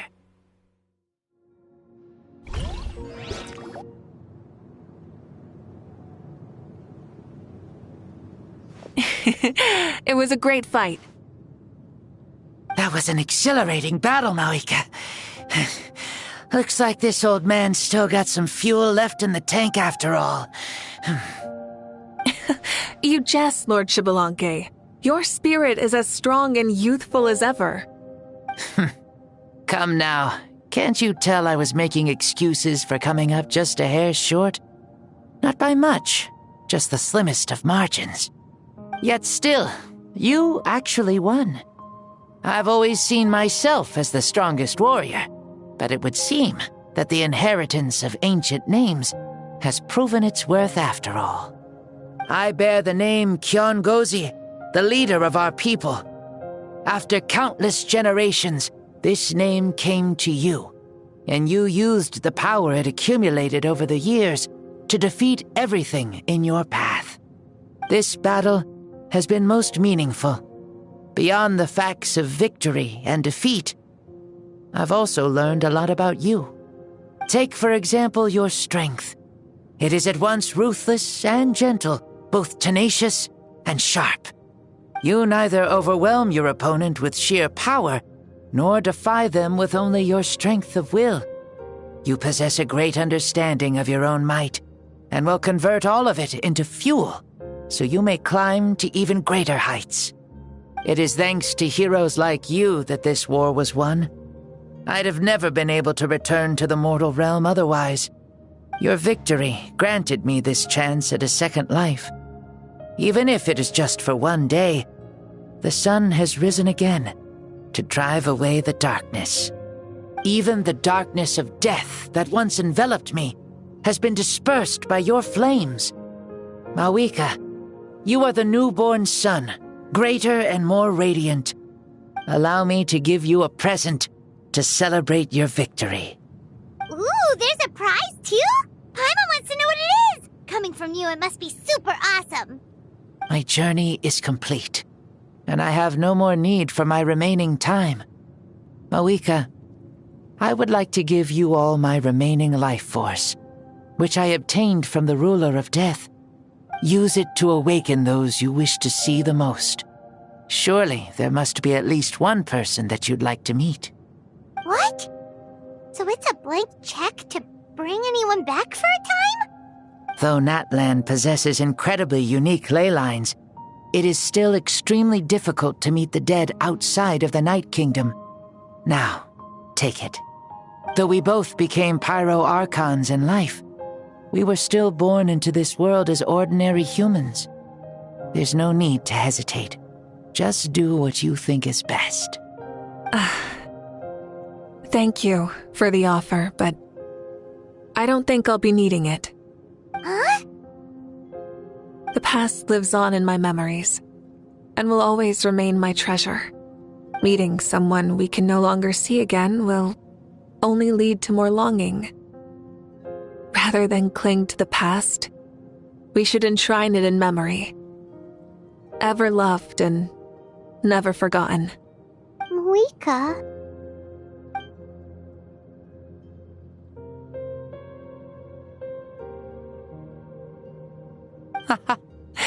They were right. That's exactly the sort of person you are. They? Your parents, sister, comrades, and friends. Those who walked with you, and those who left you behind.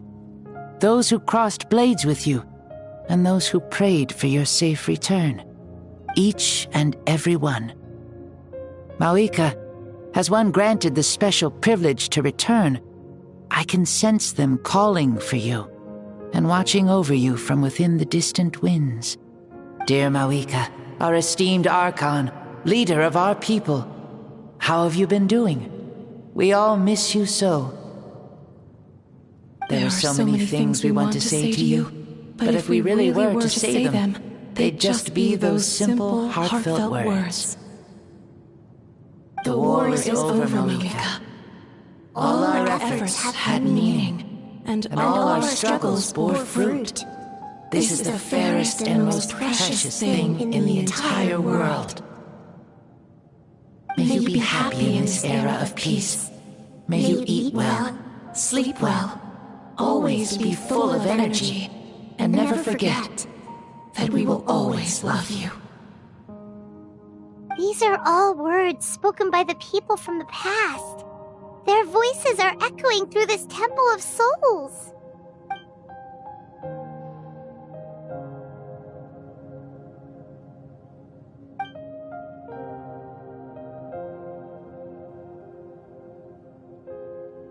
Thank you. Those who have gone before will never forget you, even as you keep all their names deep within your heart. Mavuika, my dear child, though we have ascended to Archonhood, never forget that we are still human. Live as you please, in this age of peace you forged with your own 2 hands. Why so formal all of a sudden? Seriously. Huh? Mavuika, where are you going? Ho ho! Leaving already? Now you're the one acting all impatient. Since we're done with all the serious stuff, it's time to follow me. Xbalanque, doubt you've ever ridden a flame strider in your current body, right? Never even heard of such a thing, to be honest. Ooh, are you gonna take him out for a ride? You're coming too. Come on, it's time for us to live as we please.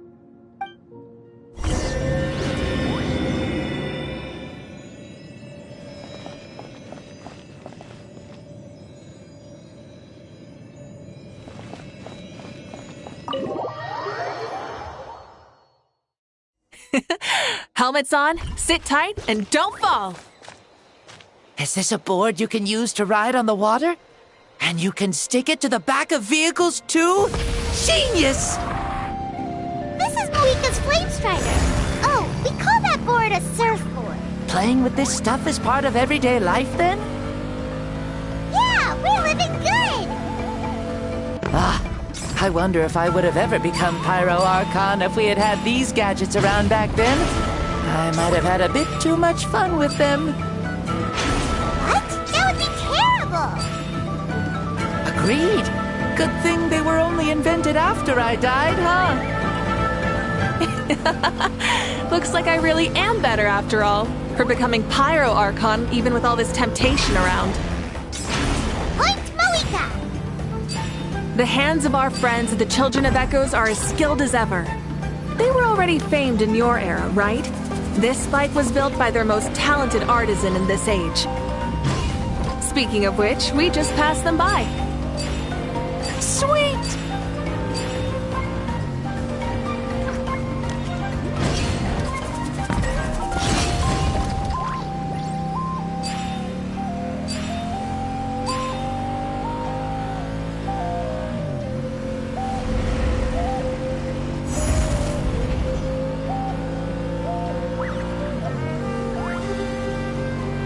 Is that Ochkanatlan?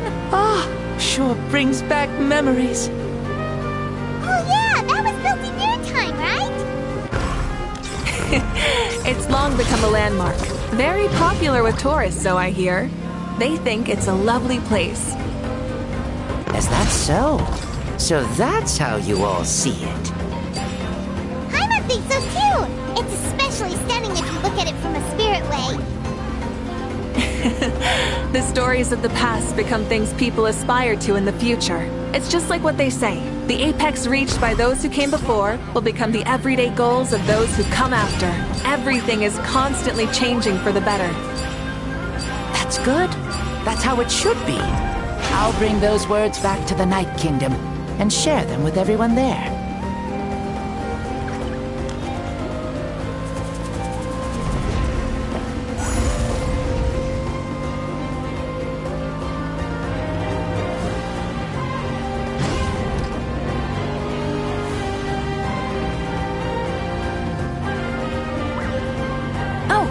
You can see the people of the springs from here.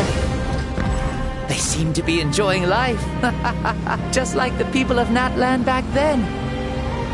All kinds of things might happen during the day, but as the sun sets, you can always count on the people of the springs to relax by the water, playing their instruments and dancing their worries away. Because that's their way of life. Precisely. And so it is for every tribe. No matter how many years have passed, for the people who live here, some things will never change. Well, you're the one most qualified to say something like that. So, what do you think? Satisfied with what you saw? Very much so. Speeding across the water, the warm breeze against my face, it makes me very happy. I really do adore this world, just like a plant adores the sun.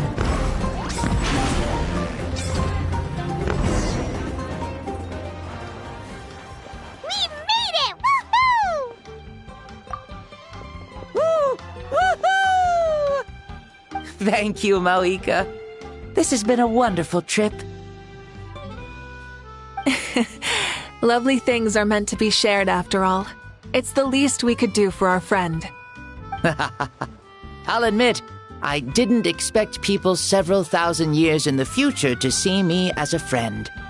Not that I'm complaining. This old man's had a great day today. Thank you, dear friends. I can still remember how nervous you looked when you saw me for the first time, Mavuika. I'll cherish that memory. Oh, is it almost time? Yes, it is. Thank you for coming back to see us. This meeting means a lot to me as well. Well, time to go. Don't forget to lead a happy life. Aw, already? Paimon's gonna miss you. See you later, Xbalanque.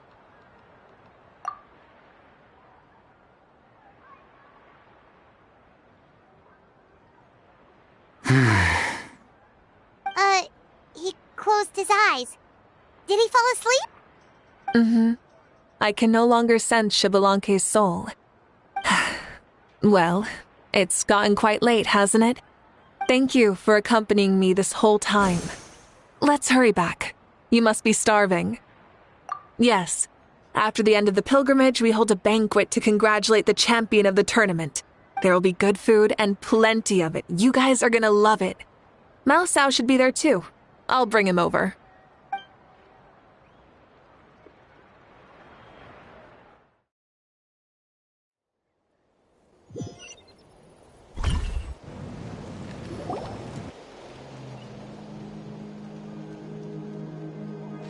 Do you think there'll still be any food left over for us? It's kinda late and all. I'm sure the feast has already started, but don't worry. I'm sure Yansan will save some for us.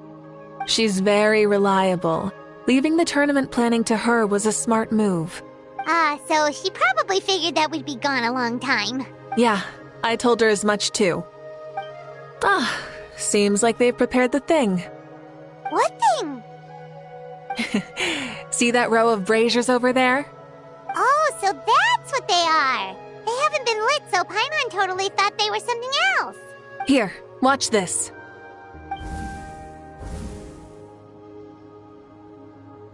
Whoa, they're beautiful! This particular kind of brazier is called a signal flame, and is reserved for those coming back late at night. The others set up an entire path using these signal flames to await our return.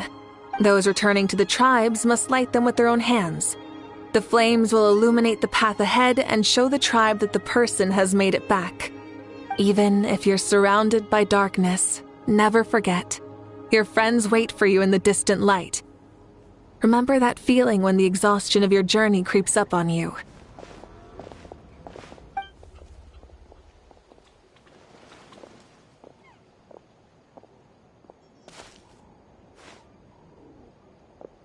Archon! Traveler! Paimon!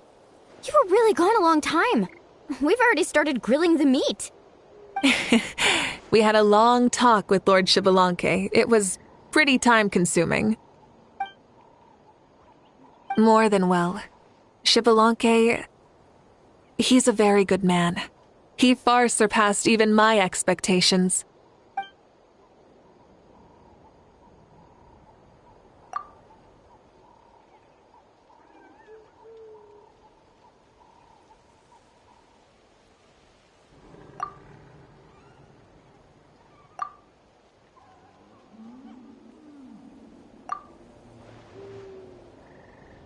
So the only reason Lord Xbalanque didn't win the tournament is because he was limited by the physical body he was in.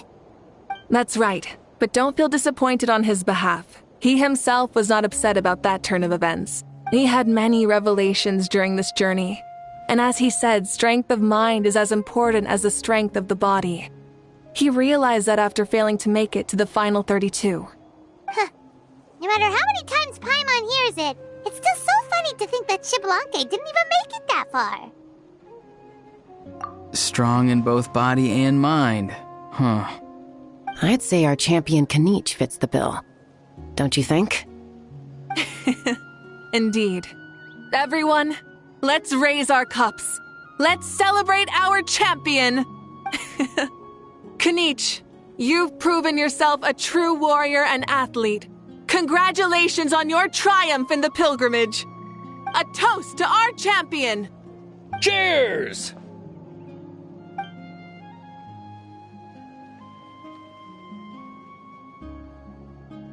Hey, look!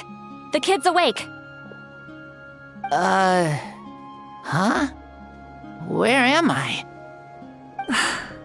Hello, Mao Sao. You're awake. This is the celebration feast for the pilgrimage of the return of the sacred flame. You participated in the tournament too. Huh? Me? It's so long, even my lowly servant couldn't manage to give a simple summary. Ha! I see. I remember Lord Xbalanque, our Archon, Mavuika, and the pilgrimage. I feel like I dreamed a very long dream. I was super strong in that dream, too. I could jump up onto the roof with one leap, and I could climb, fly, and glide. It wasn't a dream. Your body did go through all the motions of the tournament. You were already an outstanding contestant. I'm a contestant? You know, Mom and Dad always say that my health isn't the best, and I might not be able to do all the things everyone else can. But right now, I feel like I can fly. Really? Like Paimon? Yeah, I feel amazing. It's like I'm filled with power from head to toe. I want to feel like this next time, too. Then go and train hard, then come back next year and show us what you've got. Yeah, as long as you put in the work, you'll do great. I know it. That's how it is for all of us. Yes, you'll turn out to be a truly beautiful vegetable. I'm sure of it. Yeah, I will. Oh, but the pilgrimage was only half of the dream. I think after that, I somehow got into a fight. Really? Against who? I think it was our Archon. That wasn't a dream either. I did have a duel with Xbalanque. Huh? I was hoping to save this until later, but since we're already on this topic, I've got another piece of good news to share. Namely, that we crowned another champion today. Lord Xbalanque and I engaged in an all-out duel, as worthy rivals from across the millennia. In the end, I won by the slimmest of margins, defeating our legendary hero. Wow!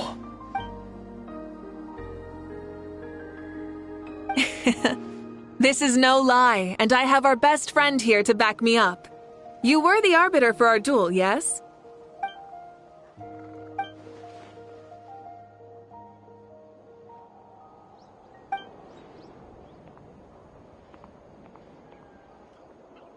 Yeah! Amazing! What an achievement! Come on, everyone, let's have another toast. For our Archon this time. Very well. Acknowledge my victory, recognize my valor, and drink this wine of victory for me. Woohoo! Yeah!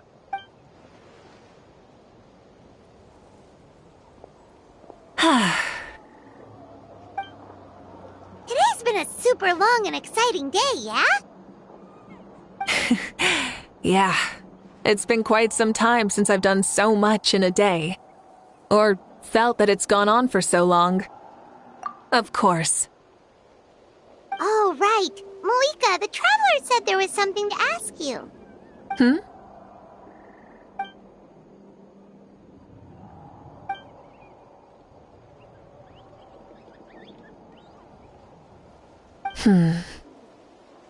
No. In battle, there's no time for that, so it never crossed my mind.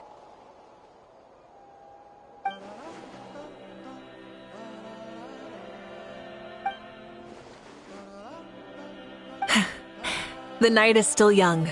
Cheers.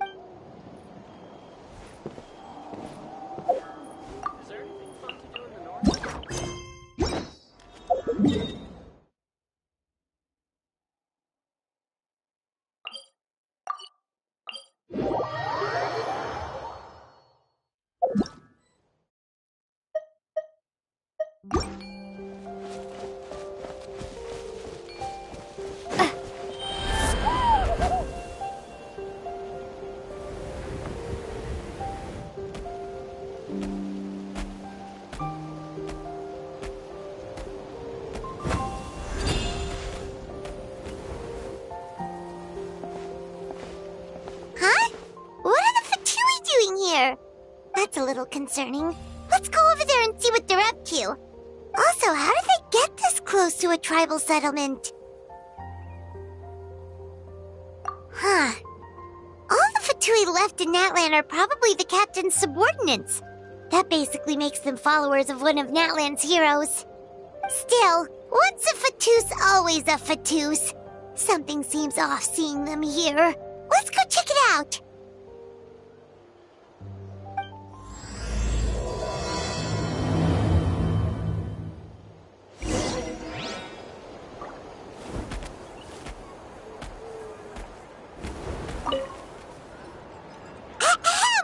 What are you guys doing here?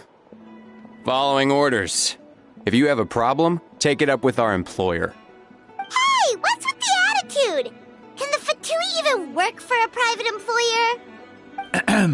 This is Grudok. I hired him to be my bodyguard in Natlan. As you can see, he's not the sociable type. I'm sorry for any offense. My original plan was to hire someone from the local tribes, but a priest recommended Grudok and his squad. I was told they were capable fighters and had the time to spare, so they fit the bill. It seems like the Fatui's reputation in Natlan is quite positive. So that's what happened. Then you must be from Fontaine? Precisely! Montluçon, at your service. I work in the publication business. And you two... Wait. You must be the traveler and her fairy companion. Oh, you know us? A golden-haired traveler with a floating companion. There's no mistake. Your exploits in Fontaine have all the makings of a best-selling series. I'd be a failure of a book merchant if I couldn't recognize you. Wow, we're really famous at this point, traveler. It's truly my lucky day. I know this is sudden, but I was actually looking for you two. You see, I have a favor to ask. So, you chased us all the way to Natlan? That's a little creepy. You'll be generously rewarded, I promise you. Well, at least he got straight to the point. Should we hear what he has to say? All right, we'll hear your request. You know the great shaman Citlali, right? I need her help with something. Yeah, the chances of her helping a random stranger just because we asked? Yeah, Citlali really doesn't like dealing with strangers. I heard about that from other members of her tribe. But they told me if one person could convince her, it would be the golden-haired traveler. If you manage it, I'll even double your pay. Oh yeah, we should definitely get to the bottom of that first. It's kind of a long story, and there's tribal history involved, so you should hear it from an expert. Alie, if you could. Of course. I don't often have an eager audience for this kind of thing. Nice to meet you. The name's Alie. I'm a researcher from the Fontaine Research Institute. Unlike most researchers, I have a keen interest in ancient ruins. That's why I was invited to join Monsieur Montluçon's team. Have you heard of the legend of the great shaman Mavuika&Citlali?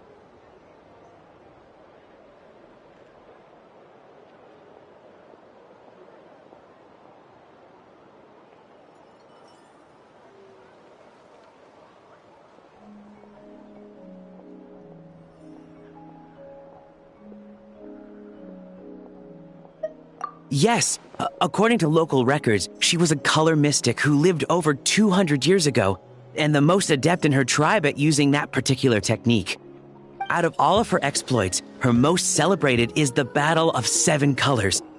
According to legend, the battle was triggered by an abyss invasion, one of the most brutal in Natlan's history, even from a greater historical perspective.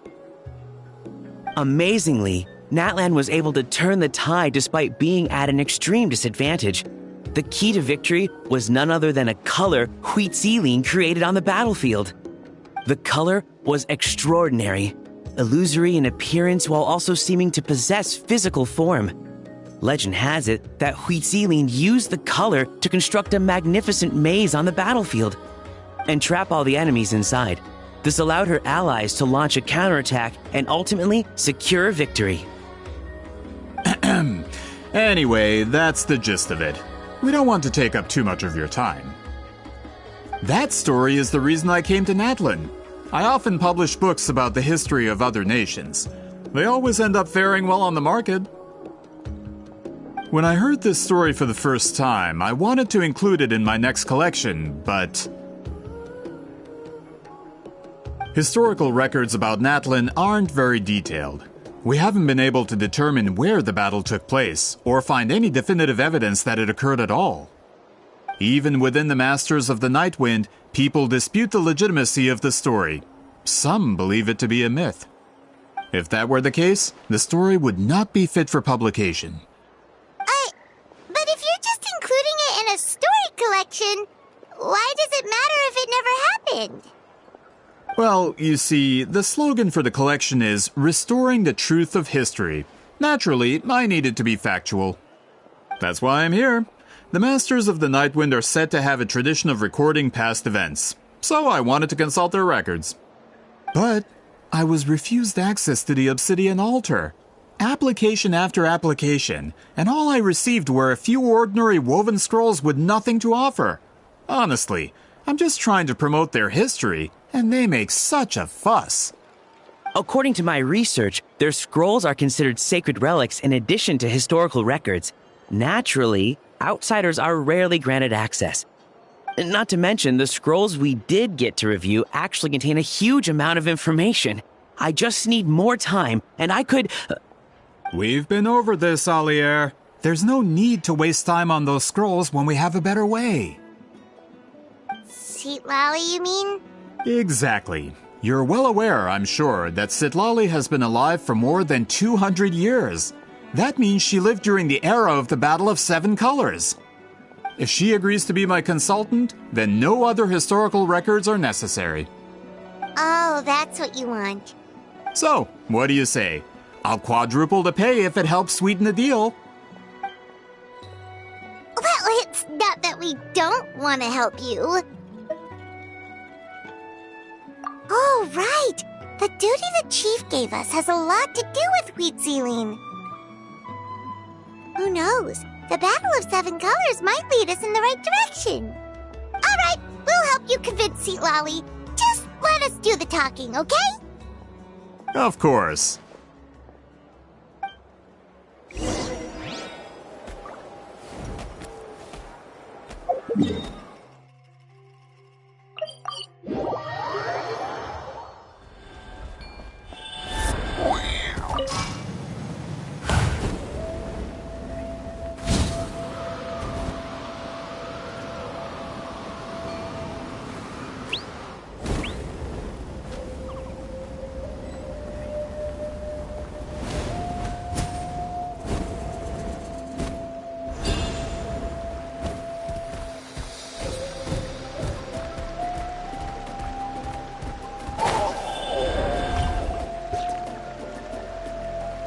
So, this is where the great shaman lives? A bit far from civilization, isn't it? I hope the person who pointed us in this direction wasn't mistaken. For someone like Citlali, it actually makes a lot of sense. Is this graffiti her work too? I wonder if it's a cultural practice. If I could just copy it down, We're here for a reason, Alier. As agreed, you two can do the talking, and we'll wait for you here. Okay, we'll go knock on the door. Hopefully she's not hungover.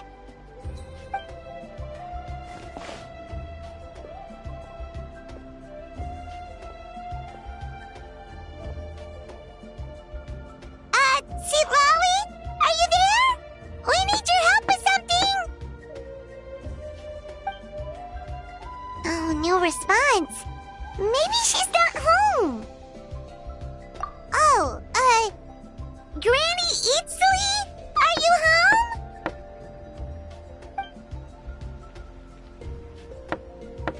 home? Hey, kid!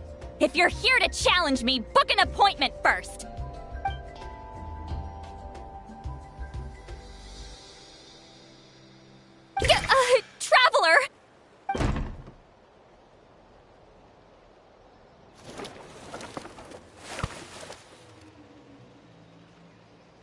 Looks like we came at a bad time.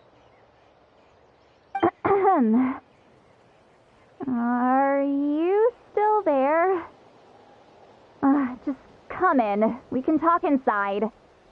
Well, at least we didn't get turned away.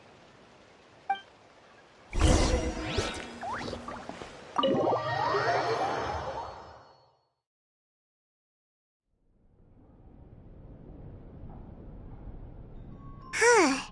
So this is where Citlali lives. I, didn't have time to fully clean up the place. Complain if you want. Menial housework means nothing to a great shaman like myself. Besides, in light novels, people who keep everything neat and tidy are always too boring to be the protagonists. Also, I'm not a hermit. I'm just above superficial rules of societal etiquette.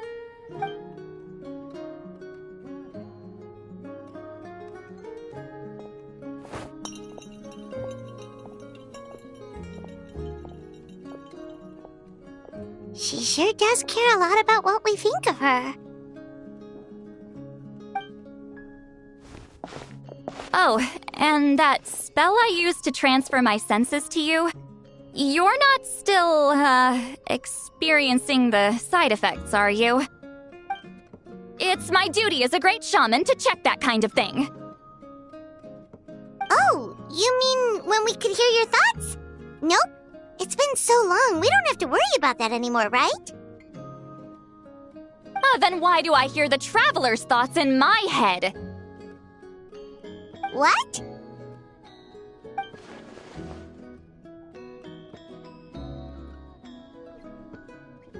I can still hear you, you know. Don't bother. I'll find a way to fix it. First you hear my thoughts, now I'm hearing your thoughts. It was just a simple spell. I use it on you, and now it's on the fritz. Forget it. Just tell me why you're here. Well, someone asked us to ask you to be their consultant. They have questions about the history of Natlan. So they asked the hero of Natlan to put in a good word? Sounds like they know I don't usually trouble myself with other people's problems. The pay is really good.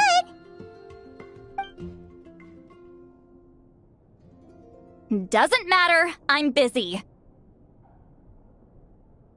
She sure doesn't look busy. Paimon knew this wouldn't get us anywhere. From you? Yeah! We were given a sacred duty to help your tribe weave a special scroll. Huh? So, you're the appointed ones this time? We were surprised too! After all, we have no idea how to weave a scroll like that. But with Chef Biram's help, we were able to make some progress. We still haven't succeeded, but we learned that the key to weaving the scroll is a special kind of color. The historical event those men want to ask about also involves color. If you help them, you might end up helping us too.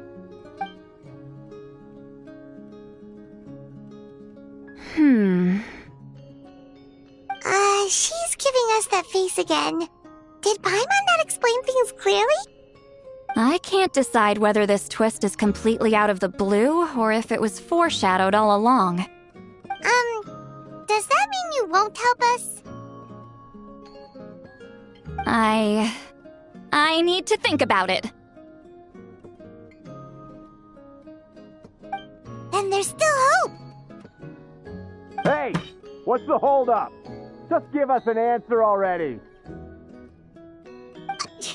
You agreed to let us do the talking!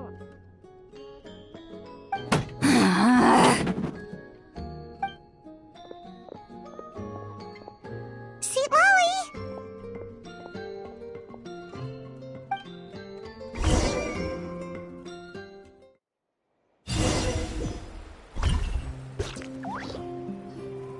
Stand down, Grudok.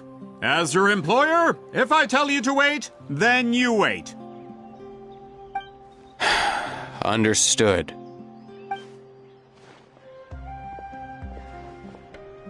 You're the great shaman who's been alive for centuries? But you're so Apologies for the disturbance. Grudok is a recent hire, so difficult to restrain sometimes. You're lucky you didn't force Citlali's hand. Well, since you're here, how about a discussion? Do you have any idea who I am? Did you think Granny Eatsley would be fooled by your little performance?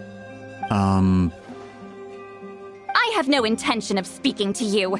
Your recent hire interrupted me right as I was about to make an important decision.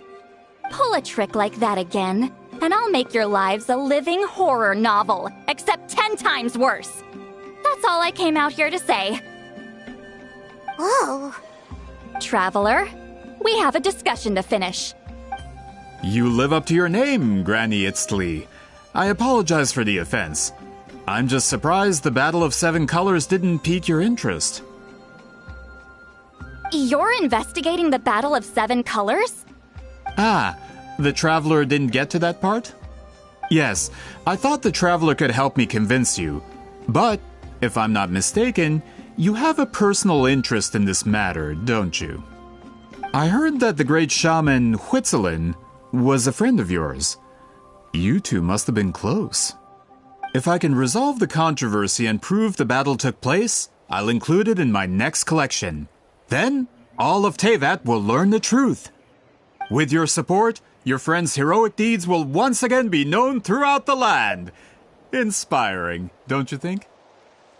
If this is really about that duty, then... fine. I'll help you. I'm honored. Save it. I agreed to help the Traveler, not you. You'll just have to leech what you can. Well, at least she agreed to help.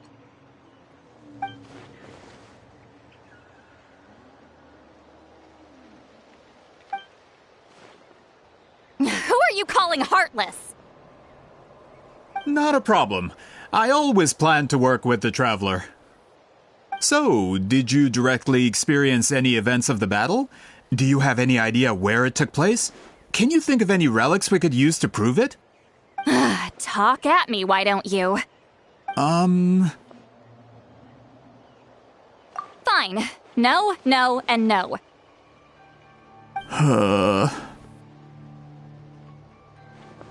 I did live during the same era as her, but that doesn't mean we experienced the same events.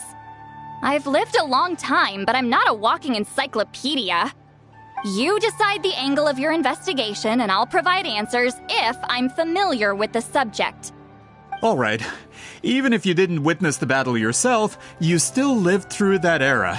Your insights are very valuable. Alier, you had an idea about where to start, yes?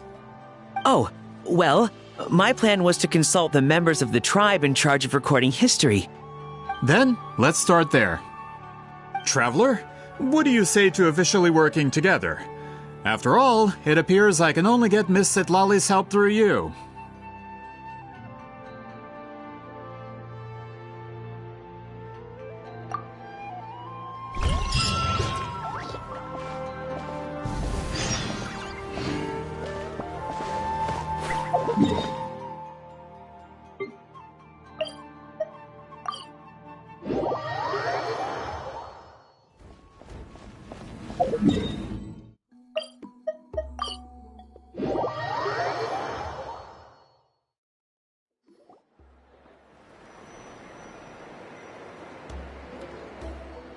You don't seem super invested in this whole thing, Citlali.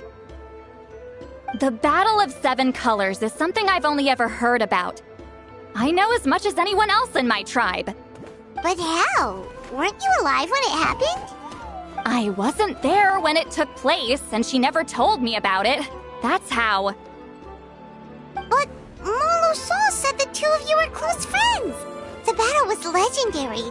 Why wouldn't Huitzilin tell you about it? Close friends? More like arch rivals. Something Montlusan would know if he actually did his research. Did you see the graffiti outside my house? That's not my doing. All students from Huitzilin's School of Shamanism must pass an extremely difficult trial before graduation. defeating me in battle. Those graffiti drawings are how they challenge me.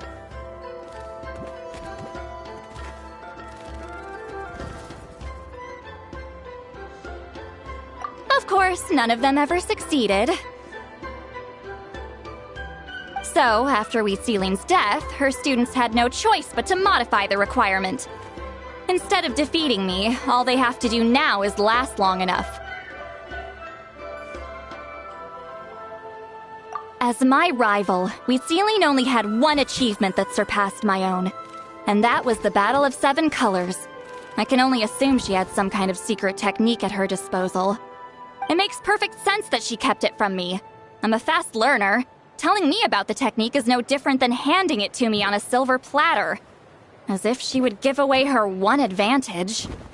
Oh, that makes sense. Anyway, all of that is secondary. Like I said, I'm only here to help you fulfill your duty.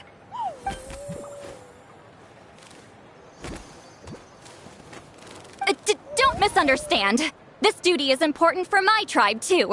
A great shaman should do her part to see it done.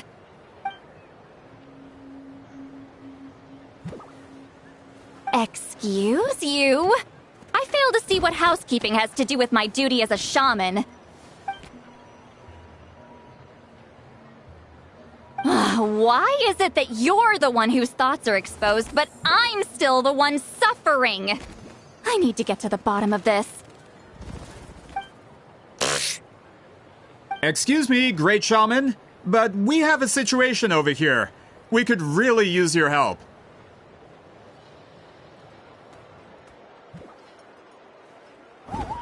Okay.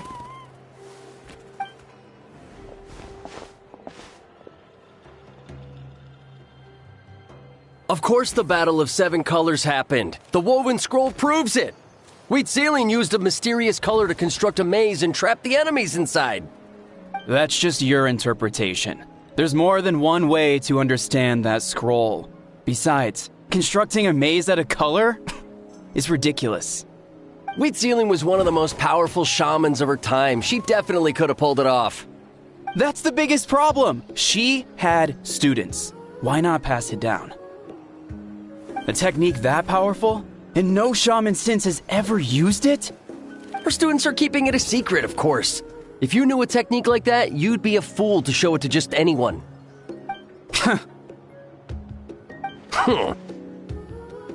Oh, I didn't mean to cause an argument. I just wanted to ask, is there anything we can use to prove the battle took place? Of course it took place. Why would you need to prove it? You'll have to excuse him. Some people in our tribe insist on clinging to outdated views of history. I'd give up now if I were you. It only gets more ridiculous from here. Please don't fight. Wow, so the battle really is controversial. Am I the outdated one? Kids these days can't find anything better to argue about?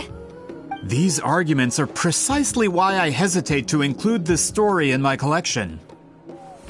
Neither side was able to offer anything useful. What should we do?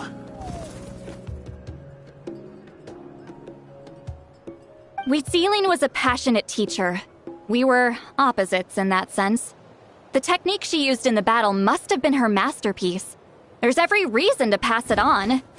Still, if the technique is powerful enough to single-handedly stop an invasion, it also makes sense that her disciples would keep it a secret. We should check with the students from her school. If we can confirm the technique exists, we can deduce certain things about the battle. But as far as I know, most of the shamans from her school occupy high positions in the tribe. Not the type of people outsiders like us can speak to on a whim. Right. The obsidian altar is off limits to you. But, if I go... Is there a problem? Most of Wheatseiling's students are respected priests in the tribe. But that means they had to go through me. Or try, at least. I, of course, humiliated them from a young age. Those who hold the position now are the ones who lasted long enough before I wiped the floor with them. If I show up without warning, they'll run for dear life. That's not gonna get us any answers. Yeah, Paimon can see it now.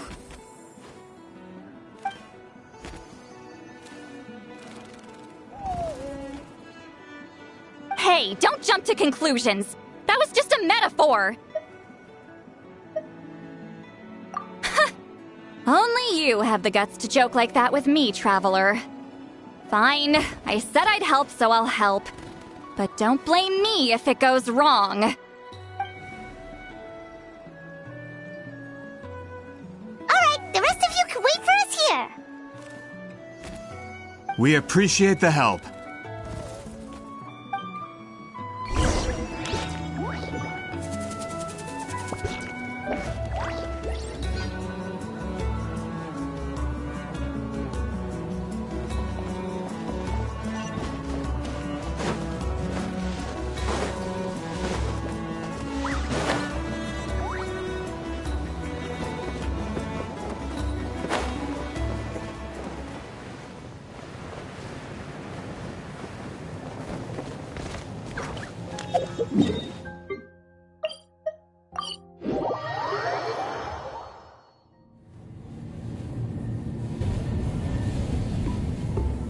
Oh, are you in the middle of a ceremony?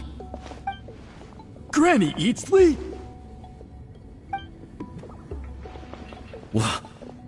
What is she doing here? Did some coward not show up after challenging her to a fight? Or is she here to officially take over the tribe? Whoa. It's like they really do see her as some kind of tyrant. No matter what, we'll defend our dignity as priests to the end. Ugh, you talk a big game for someone who lost to me the most out of the entire priesthood. What? All I want is to ask some questions. So, you're here to interrogate us? Someone didn't sit pretty for their beating? Is that it? You want their name, don't you? We should just run! Yeah, with the hero of Natlan here, Granny Eatsley will be on her best behavior. Sure, whatever you say. Oh, it's the Traveler and her companion! That does make me feel better. How can we help you? We wanted to ask about the technique you inherited from Huitziling. Huh. So you can eradicate our school once and for all? Disciples of our school have challenged her year after year, just as our master instructed. Sounds like she's finally had enough. Well, you're not wrong. If we want to protect our legacy, one of us needs to run! Not this again. Just how much did you traumatize them, Citlali?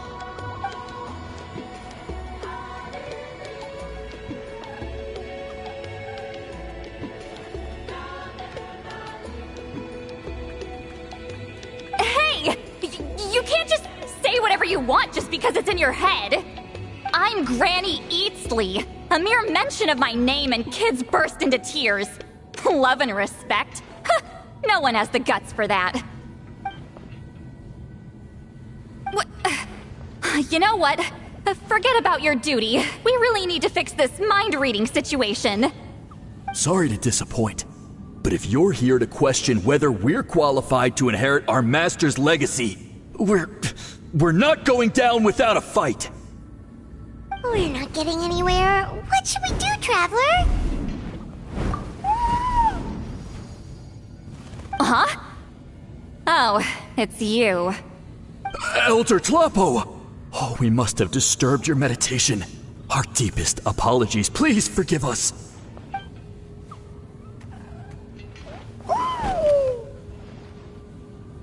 Did Elder Tlapo just issue a declaration? From what I can tell, in a single word, the message was... friend? Is Elder Tlapo telling us to treat Granny Eatsley as a friend?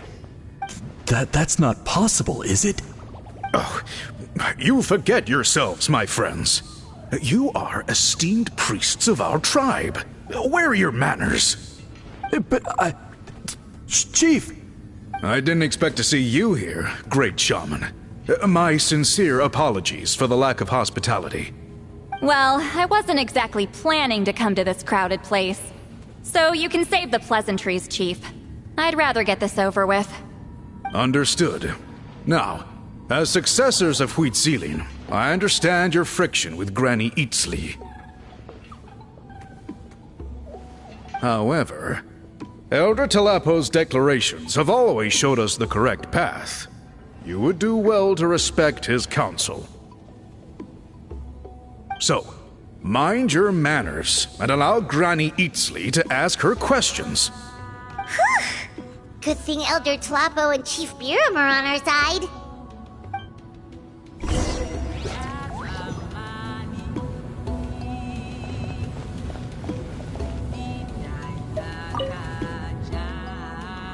Hi there, Elder Talapo! Hey, he seems pretty happy to see us. He's the one who put you in charge of the scroll, right? Yeah, Elder Talapo appointed us to the task. Elder Talapo, huh? He's still Claw to me.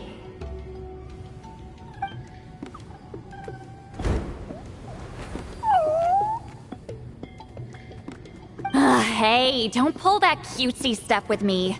You're an Iktomisaur Elder now. You occupy an eminent and important position within the tribe. So, you already know each other? Claw was only this big when we first met. He was Huitzilin's Saurian companion back then. She kept dragging him to my place, so over time, we got to know each other. She only came to my place to fight me. But at the same time, she always claimed to be my friend. She was the only one who dared to try, at least. Well, you've lived a long time. You've probably made a bunch of friends over the years, right? The more time you have, the more friends you lose. Oh, Anyway, let's get back to business. I hate talking about the past.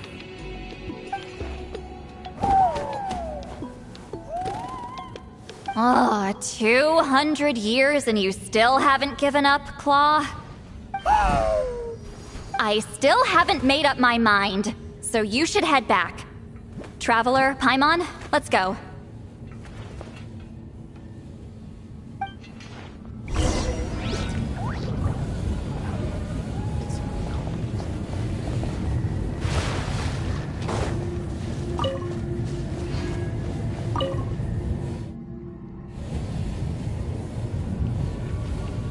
Chief Biram?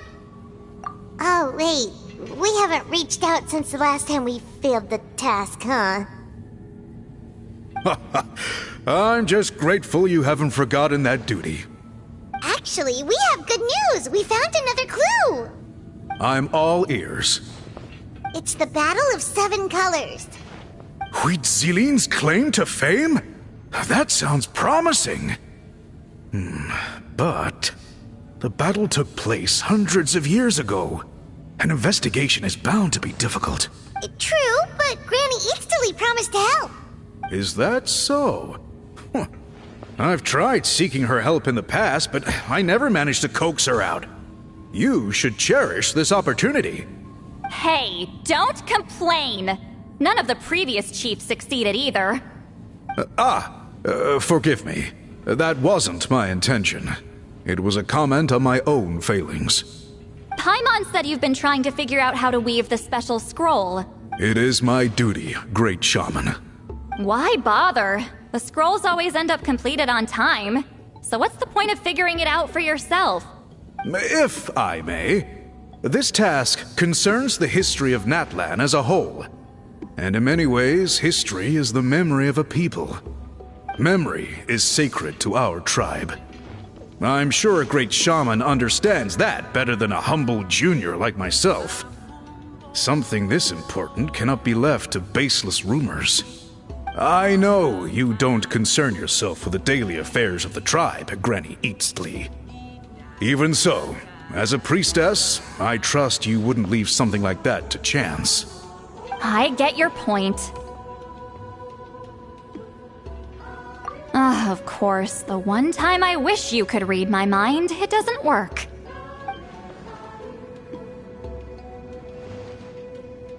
No, that's not it. Huh? It's not important. Rest assured, Biram, with my help, the Traveler and Paimon will definitely be able to complete the task. Haha. You have my thanks then.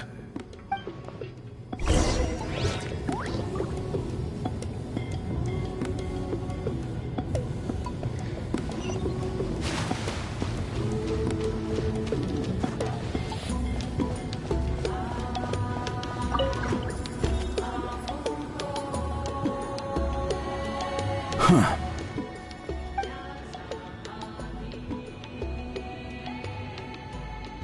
So are you here to test whether we're qualified to inherit Master Wheatselian's legacy?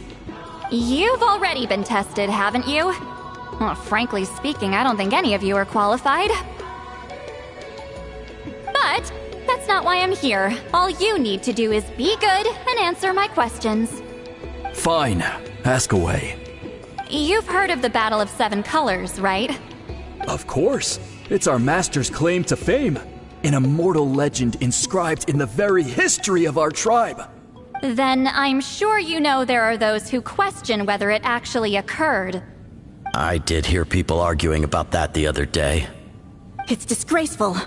How can they question something like that? It doesn't surprise me. Natlan has had more tourism lately. A lot of people have started getting strange ideas after interacting with Outlanders. After all, everyone who took part in the battle has returned to the ley lines. Without witnesses, it's hard to refute detractors. Well, it just so happens the questions I want to ask are directly related to the legitimacy of this battle. Listen, we know you were rivals, but do you really have to question her legacy? You think she's like you? Someone who can't survive a little scrutiny? No, of course not. Then let me finish. During the battle, Wheatselian most likely used a technique powerful enough to turn the tides of war. I'm sure she was very proud of it.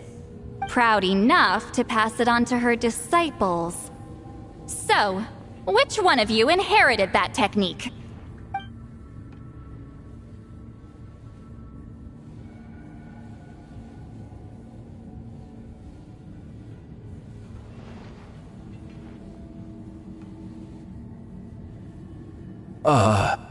I don't think any of us have heard of it. Listen, I'm not trying to take it for myself, so be honest. With or without it, I can wipe the floor with any of you. Yeah, no objections there. But I'm telling the truth. None of us have ever heard of that technique. What's wrong with her? Why would she let it go extinct? Master's body of work is massive.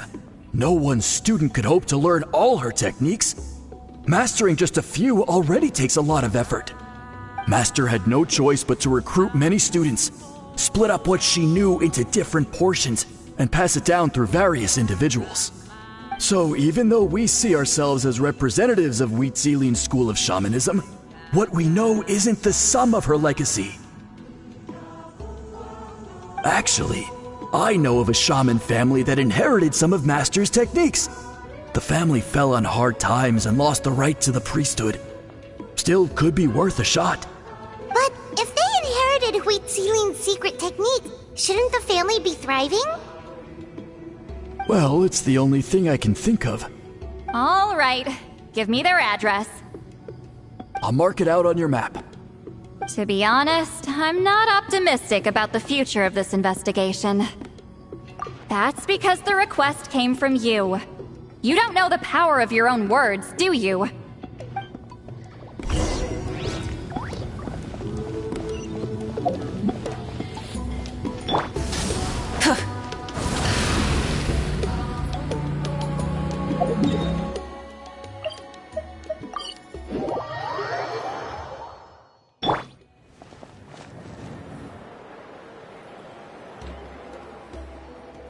Proving the legitimacy of this battle seems more hopeless by the second. Nothing we can do about that.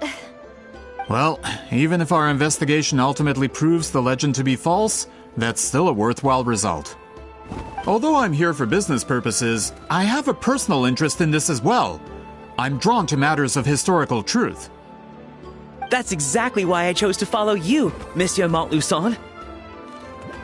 Listen, I'm just updating you on the situation, not asking for your opinion. I don't really care whether you continue your investigation. And Traveler, you came to me for help with your scroll weaving duty, right? You thought looking into the Battle of Seven Colors could give you answers. That's understandable. But based on our progress, I'd say this is a dead end. Instead of wasting time, you might consider taking a different approach. I'll try to think of another way to help you. Respected Traveler, let's not forget about the compensation I promised. You shall have it in full. Extra, if that's what it takes.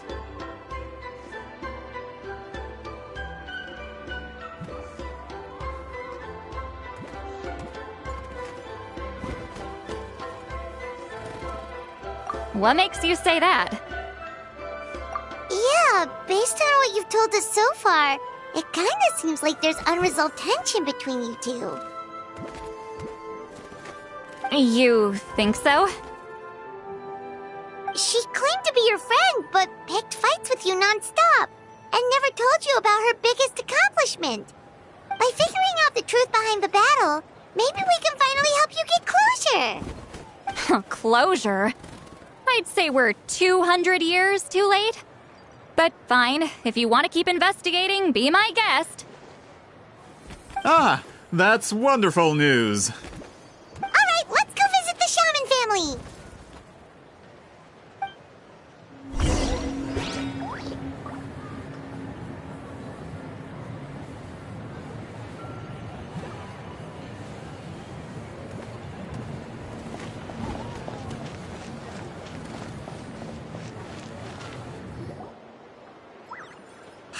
Are you Aishaman?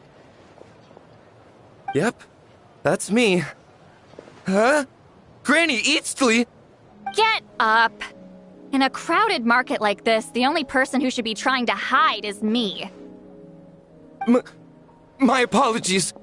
Ever since my grandfather's generation, the shamans of my family have given up on passing your trial, Granny Eatsley. Have we offended you in some other capacity? Man, this is generational trauma at this point. Whenever I misbehaved as a kid, Grandpa would tell me about the thrashing he received from Granny Eatsley. I still get nightmares about it sometimes. Hey, don't get any funny ideas. This was your idea, remember? Keep asking your questions. I'm going to find somewhere quiet to wait.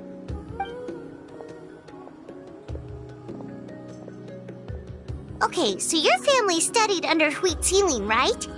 Yes, although that pretty much ended with my grandfather's generation, unfortunately. The techniques my family learned from Huitzilin didn't have much practical use in terms of tribal affairs, so during my grandfather's time, we quit the priesthood. Turns out, shaman techniques aren't that useful outside the priesthood either. So over time, we abandoned them altogether. Of course, it's possible that we were just too foolish to understand the true power of those teachings.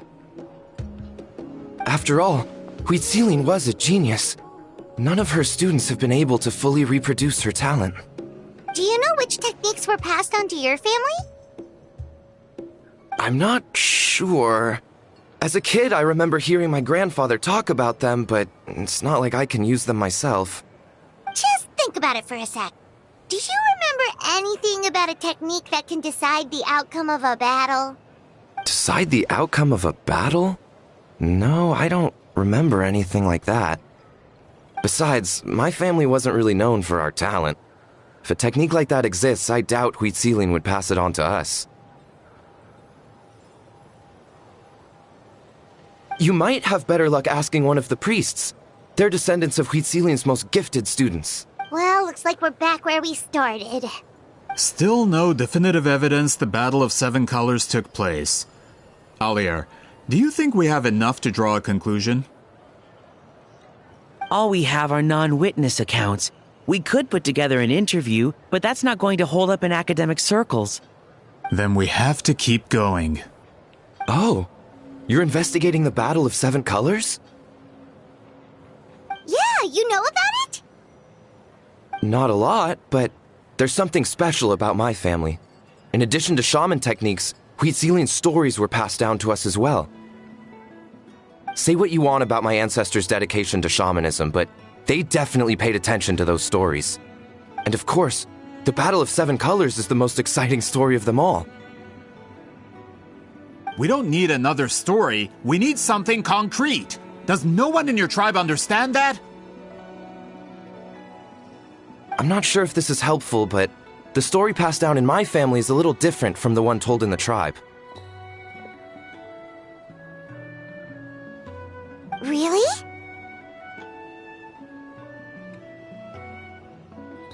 Well, it's Huitzilian's personal account of the events, so it's a lot more detailed. For example, in the version I heard, the battle took place in a location known as Chico Mostuk Cave. That means you can tell us where to find it. Have you ever been to this place? Unfortunately not. I studied maps of Natlan before we left, Monsieur Montluçon. I don't remember ever seeing such a name. Could your ancestors be mistaken, Mr. Eshemin? It's unlikely. My family may have let the shamanism side of things fall by the wayside, but we're serious about these stories. In the words of my grandfather, some things deserve to be passed down more than secret arts. If Huitzilin's version of events differs so much from the general understanding, that makes it even more likely the battle is completely made up. Yeah, that's disappointing. Oh, hold on. You mentioned the Chico Mostuk cave? Oh, yes? Can I clear something up for you? It's been more than 200 years. Huh. I never thought I'd hear that name again. What do you mean?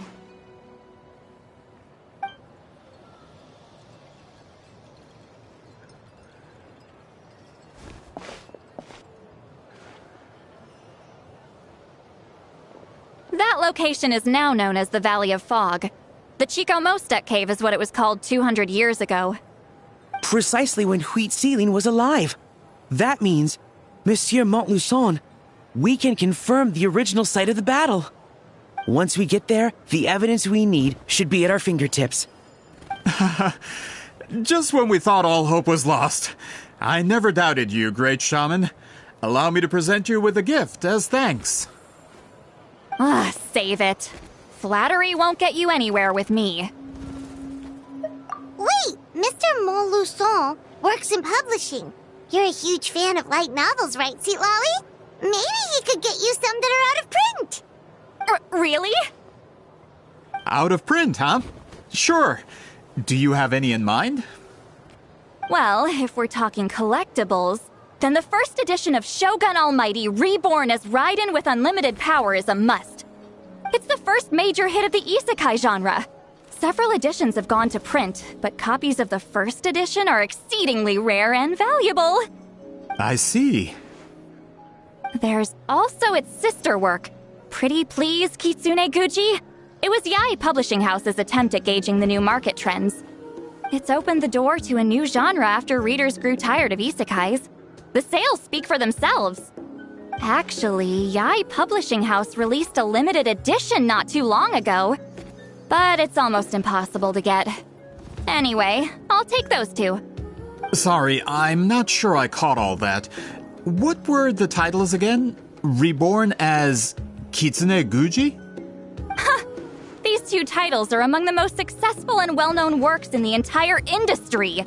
You're telling me, as someone who works in publishing, you've never heard of them? I'm a merchant from Fontaine, after all. Regarding this particular genre from Inazuma, I'm afraid I lack your level of expertise. Amateur.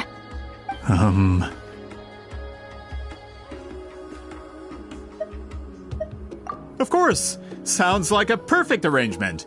Now, there's no time to waste. We should head to the site of the battle right away. Once we get there, it'll take a bit more work to determine the actual location. Right now, all we have is a general idea. Well, I'm sure Miss Citlali can help us with that. Have you even looked at the time? It's already evening, and I have important plans tonight. You expect me to work through the night? Well, what do you think, traveler? Okay, we'll find a place to rest for the night. When should we meet tomorrow? He's persistent, huh? How about noon? Do we have to wait that long? Great shamans have important matters to attend to in the morning. That's only because I have important tasks to complete at night. All right, as Miss Citlali instructed. Let's meet back up tomorrow at noon. We'll be waiting at the exit of the tribal settlement.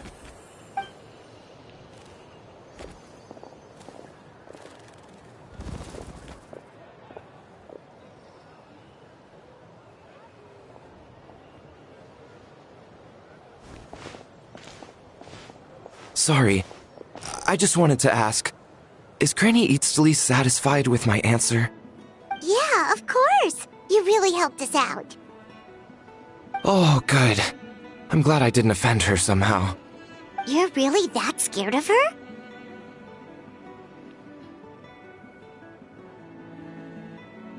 To be honest, Granny Citlali almost never interacts with ordinary tribespeople like us. Everything we know about her comes from rumors. She's a powerful shaman who's lived for over 200 years. As a great hero, you're probably the only one who isn't intimidated by her.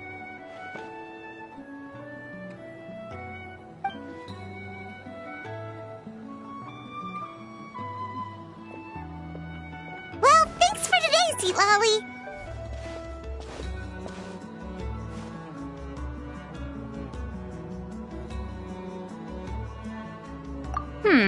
That's quite considerate of you. All right, let's grab a few drinks. Just like last time. Wait, didn't you say you had important plans tonight? What did you think I meant? Does that mean you've gone drinking every night for the past 200 years? Now Paimon's worried about your health. No, I've had enough socializing for one day. I know somewhere quiet. We can just buy some drinks and head over.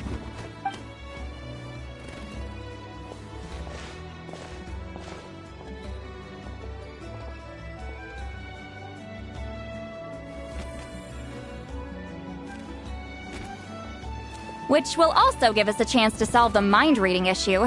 Considering the necessary spell work, I'd rather do it in private.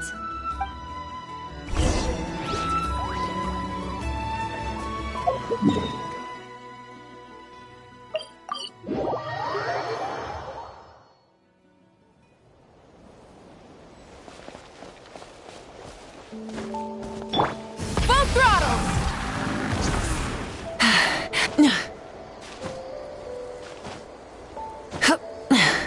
Hip.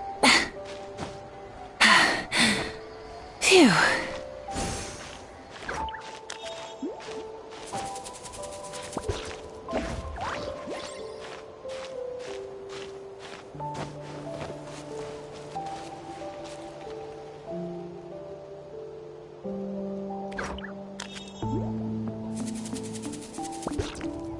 Try and stop me!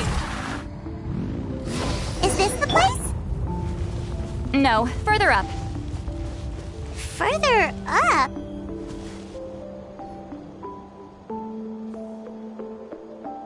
Whoa, this is like a secret base! Sometimes I want the fresh air, but not the company. So I come here. Let's see if my stash is still here. Ah, great! The halberd crest birds didn't eat my snacks.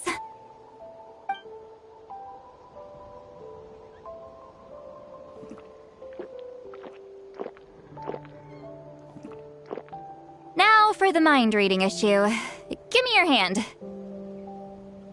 It might take a little longer, actually. I just need to share my senses, make a clean break.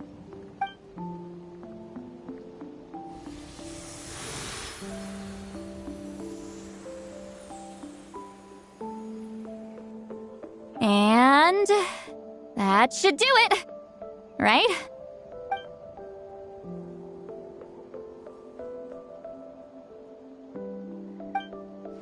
You're not wrong. Hold on. Why do I still hear you in my head? Oh, did I not separate our senses completely? Maybe using my palm isn't enough? Close your eyes.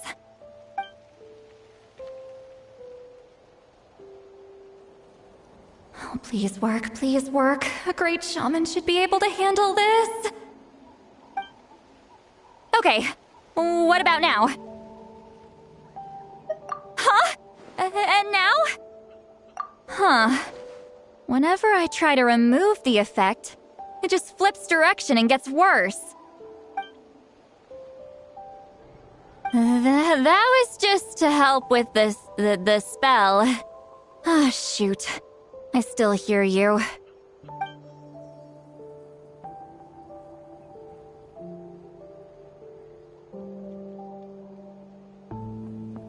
For a human soul, to lose the boundaries of the mind is to drown in the sea of consciousness without a concept of self. Wait, that sounds bad. I read that in a light novel. When it comes to the real world, I think it's pretty accurate. Is Citlali drunk? She's not making much sense. Anyway, we'll just have to leave it for now. Hearing the Traveler's thoughts isn't that bad, right? You should just tease her. That's what Paimon would do. It's just... I'm not good at this. I'm not used to being close to people. Sorry, I said we could be friends, but I guess I'm not ready. I'm used to being Granny Eatsley. Someone intimidating, someone people are scared to approach. I don't have to deal with people that way. Yeah, Paimon's been wondering, why do you insist on living so far away? You could easily become a leader of your tribe, someone everyone loves and respects. When you live as long as me, a person is like a flower. The color draws you in. You water it to see it bloom. It rewards you with its fragrance, but it doesn't last. With the passing of the seasons, everything withers away. You can try to water it, but it will never bloom again. Even if the same plot of soil is covered in flowers the following year, the one you remember won't be there. That's just how it is.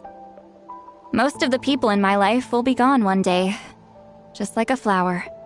Getting close means losing friend after friend for hundreds of years, until the weight of their memories crushes my soul. If people don't care about me, then I don't have to care about them. It's better if the people in my memories are nothing more than fleeting strangers. Citlali. You won't live as long as me, so you don't have to worry about that. Really? Then you should understand. Nearly everyone you know will be gone one day.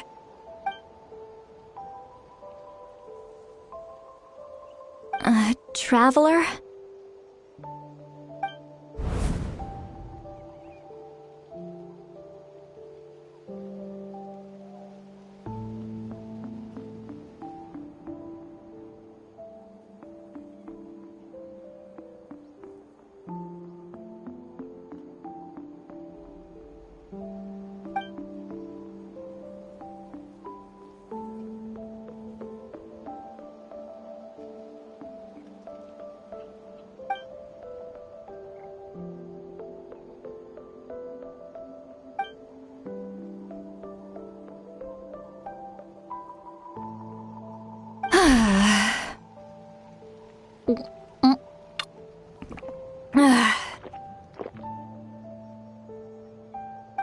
something wrong? Ugh, stupid mind-reading side effect won't go. Want to hear you complain about me all the time? Ugh. Okay, she's definitely drunk. Citlali, maybe take it easy? At this rate, you might sleep past noon tomorrow. I'm not drunk. I remember everything the traveler said. Just gotta think of a response. I'll think of something. Uh-oh, not this again. Is she asleep? I'm fine. Can get home by myself. Is she talking in her sleep or talking to us? She seems kind of out of it. Bye. Gonna walk back alone. Need some time to think. All right.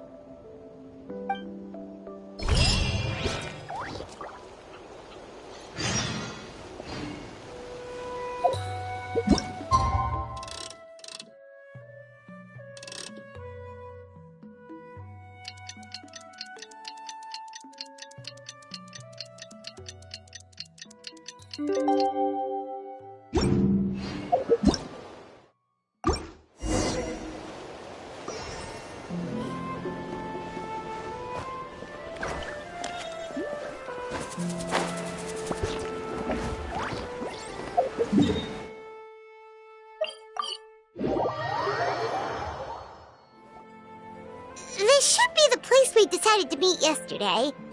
Who knows if Citlali will show up on time? She drank so much last night, she might not even be up yet.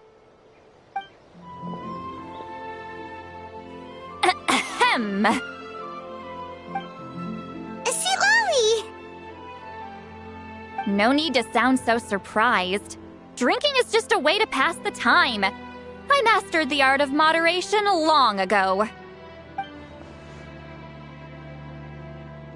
Last night doesn't count. It was a minor slip-up, that's all. Anyway, I gave everything a lot of thought, and I think you're right about something. The Battle of Seven Colors holds the key to a lot of the answers I've been searching for. So that's why you're here so early. Traveler, great shaman. Sorry to keep you waiting. Shall we head out?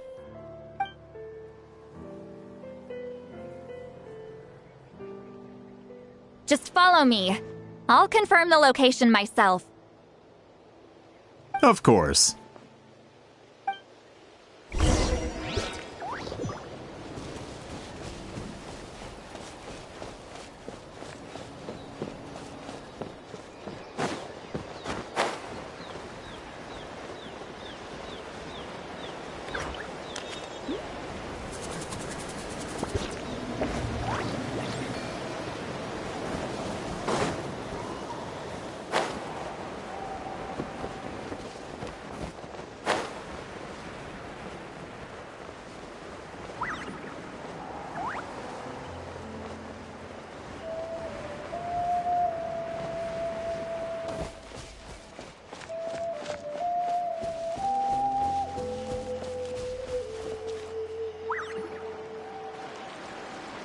This should be it.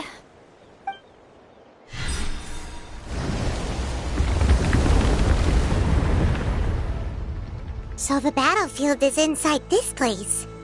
That could explain a lot of our academic questions. Don't lose focus. Once we get to the actual site of the battle, all the evidence needed for publication will be at our fingertips. Everyone ready?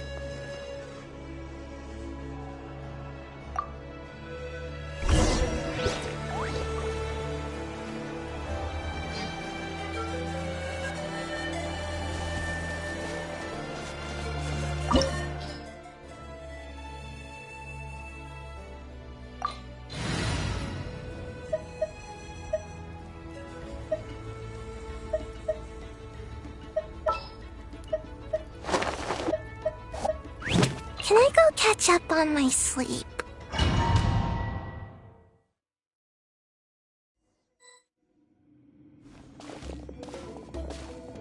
So the Abyss invaded through a cave like this? When the Abyss first began to corrode the ley lines, they took every opening they could get. All the items here should be useful for our research. You're not to touch a single one without my nod of approval. I don't support invasive excavation techniques either. Ah, of course. I'll defer to the experts on this matter. Well, shall we continue?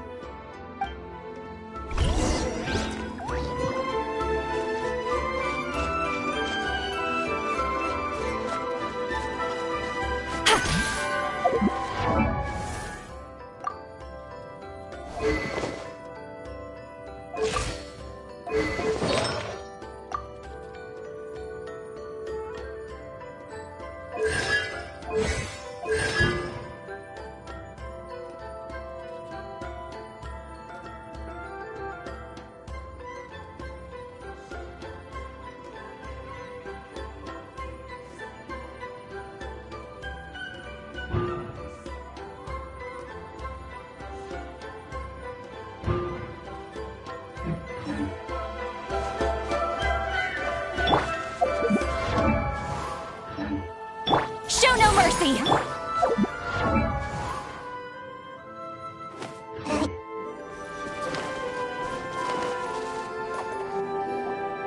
There are weapons here from every tribe in Natlan. The battle must have encompassed the entire nation. Sounds like we're getting closer to what the legend describes. But all we can really say is that a battle took place here. There's still no evidence of any colors or some elaborate maze. Wow, you're really invested in the Battle of Seven Colors. Well, it's the reason I came to Natlan in the first place. Grudok, send some of your men to search the area. We might miss something all grouped together like this. I'd like to cover all our bases. All the bases. You got it. Don't jump to conclusions. Of course this isn't the site of the actual battle. We have to keep going.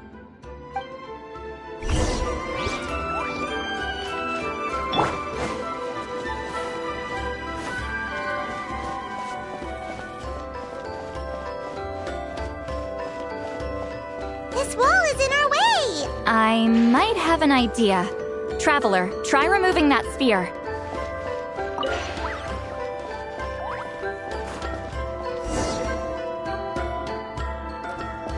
Whoa, we passed straight through! What was that? Some kind of color magic?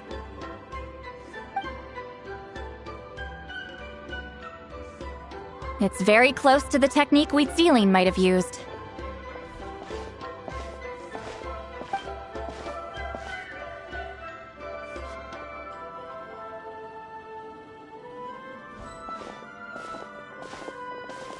That's it?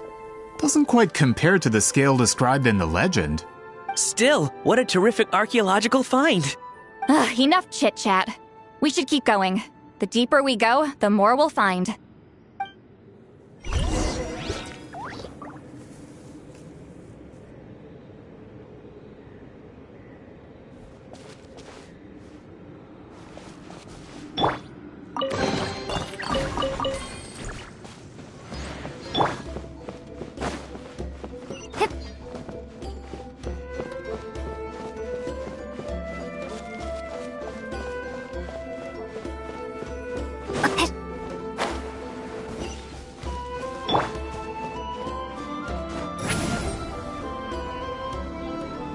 Incoming!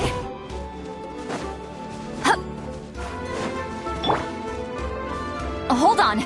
If we step here, we might fall through. You mean there are traps in here? Remember how we were able to pass through the wall just now? It must have been because, on our person, we were... Whoa, you're right. We can keep going now.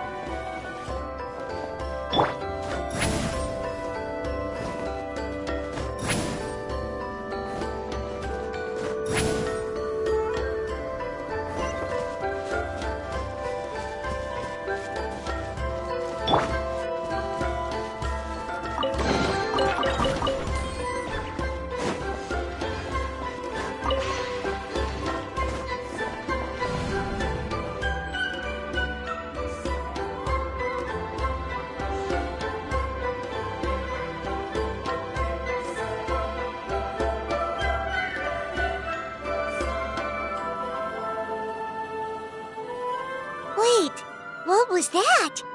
What is this place?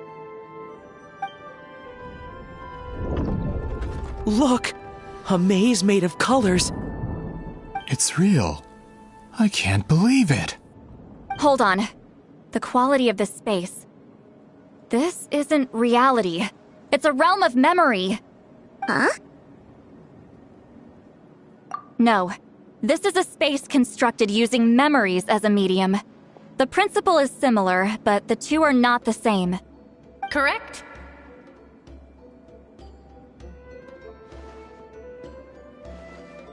Wheat-Sealing? What? No. It's just a trace of her consciousness left behind after creating this space. Friends, this is my question to you. What is our strongest weapon against the Abyss? In my opinion, it's memory. After all, is it not after losing the capacity for memory, love, and compassion that our enemies fell to the Abyss? That is why, with our memories, we possess a power the Abyss cannot hope to match.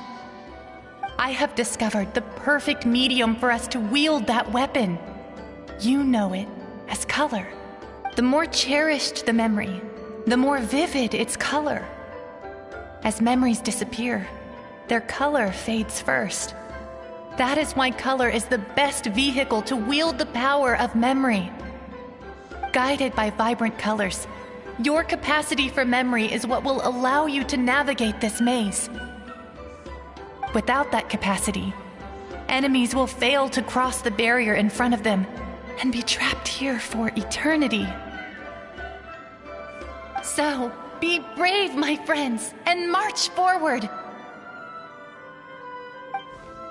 Any ideas, Citlali? Sounds like she left a tutorial.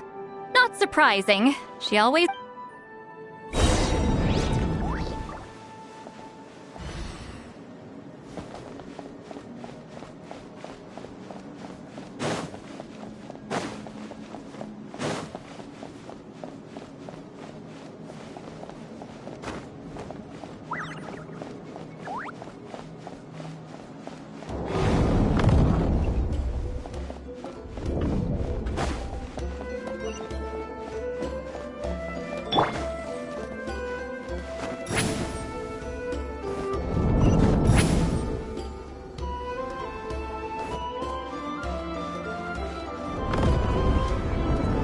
Monsters here too?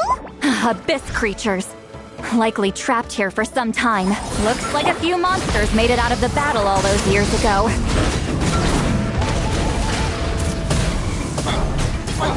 Incinerate! Light of the blazing sun!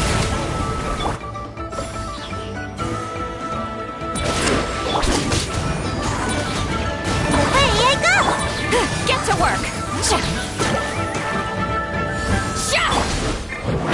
Burn it down!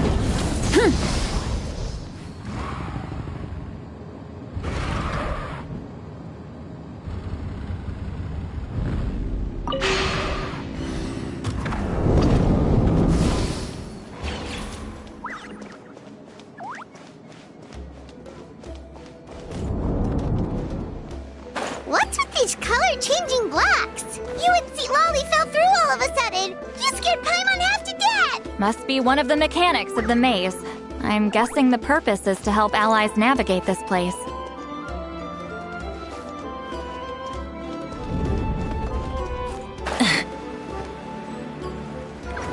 Oh no! More monsters? Ah, shoot. They're blocking the way forward.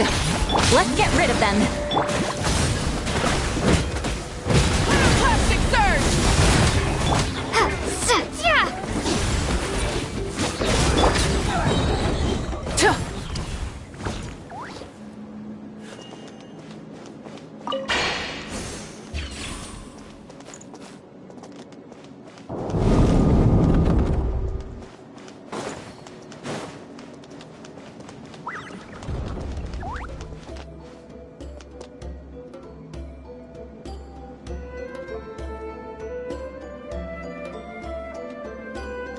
This place is so pretty. If not for those monsters, Paimon would have never guessed this was a battlefield. The showmanship's not bad, I'll give her that. Is this a bridge made of colors? Don't sound so surprised. We just need to cross and we should reach the end.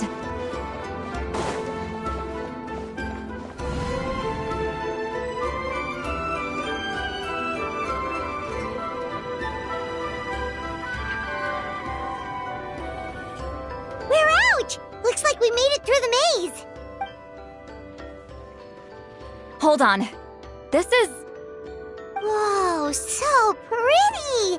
The thing inside the sphere looks exactly like the maze! It's like a miniature blueprint made from a special dye. That color. The dye was modified using a secret technique to harness the power of memories and create mazes like the one we just witnessed. Without that power, it's just a normal dye. But the color it produces is still quite rare. I would say this is the most direct evidence that the Battle of Seven Colors actually took place. The expert has spoken!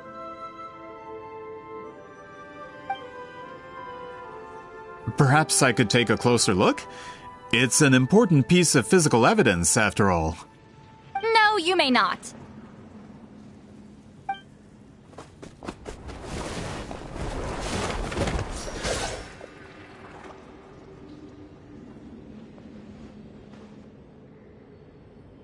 What are you doing?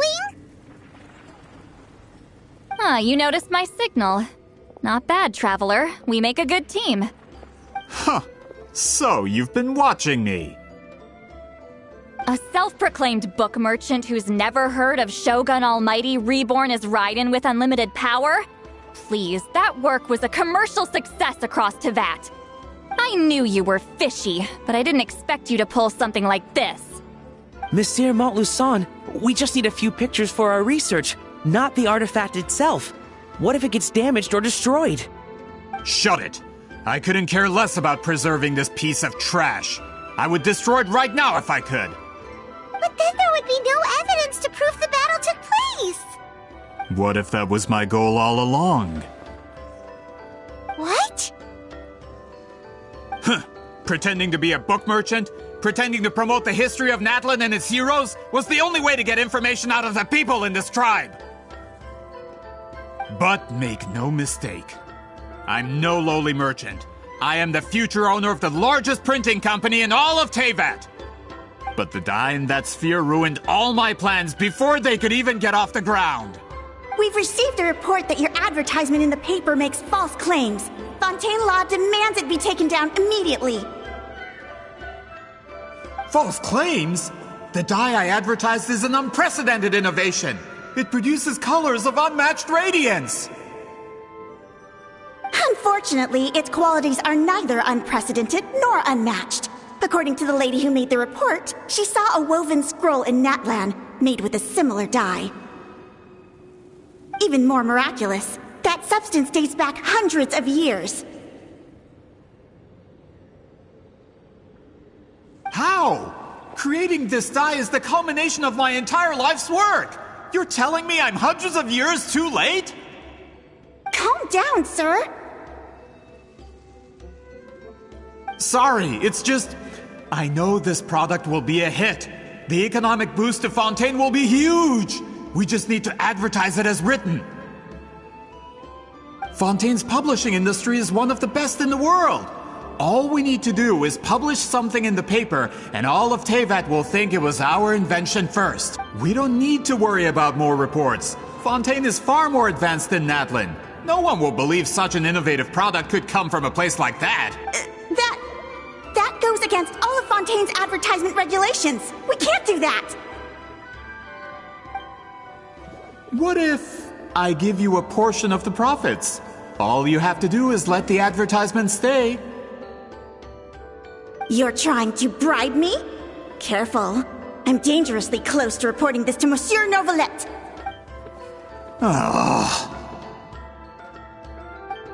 I knew if I was just allowed to market my product, it would be a hit. A bestseller even. I would be a giant in the printing industry. But now, no one will see it as anything more than a poor imitation marketed centuries too late. No matter how good the product actually is, not a single one will sell. I will never accept that someone from this backwoods, ignorant nation could come up with that dye. Not 200 years before me! Even when the truth is right in front of you? Ha! Truth is in the eye of the beholder. I'm already in the printing industry. I can go into publishing, no problem. All I have to do is destroy this sphere, write a detailed report about my findings, and publish it around the world. Then, the so-called truth becomes your word against mine. Once my report is accepted as fact, no one can accuse me of making false claims. That's awful! What happened to restoring the truth of history? That plan hasn't changed. I will continue to spread my truth for all of Teyvat to see. Ah, you mean a hero of Natlan who's not actually from Natlan? And a great shaman who, according to rumor, abandoned her tribe long ago? From a practical perspective, there's no reason for either of you to stand against me. Shows what you know. Oh, since you like rumors so much, have you heard the one about what happens to people who get on my bad side? Ah, the wrath of GenshinImpact. Like I said, our interests aren't at odds. I knew from the beginning that you would accept my invitation, considering Citlali was your rival. You've lived longer than her, you're far stronger than her, and yet, she has always been more revered than you. Now, that can change. With the backing of the printing industry, I can take any book and send it to all four corners of Teyvat. This part of Natlan's history will be mine to tell. And in my version, I can erase the Battle of 7 Colors. You can be the one to have all the glory. That's not real history. That's a no, then? Your history means nothing to me. But it's not allowed to stand in the way of my Mora. Done running your mouth? Good. Before handing you over to the tribe, I think I'll have my way with you first. If this comes to a fight, per my contract, you're gonna have to go through me.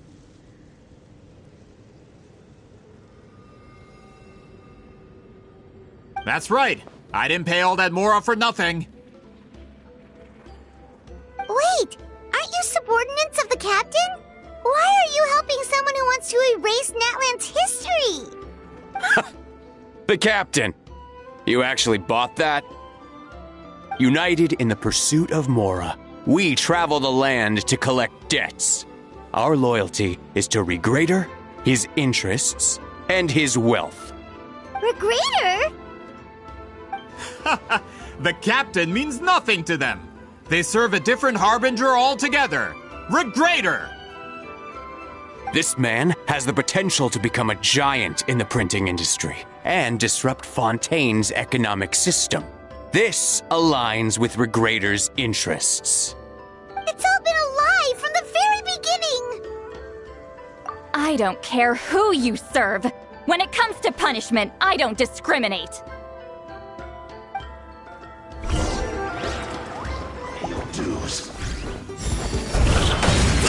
Burn it down!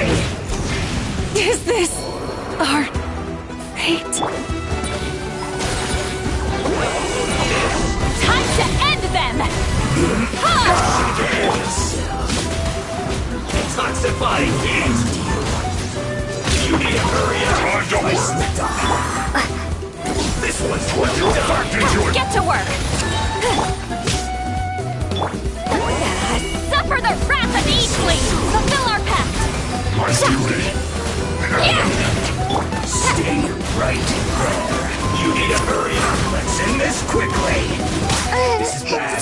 Sweet dreams. That's what you get for messing with the hero of Natlan and Granny Citlali! They could give Regrader a run for his Mora!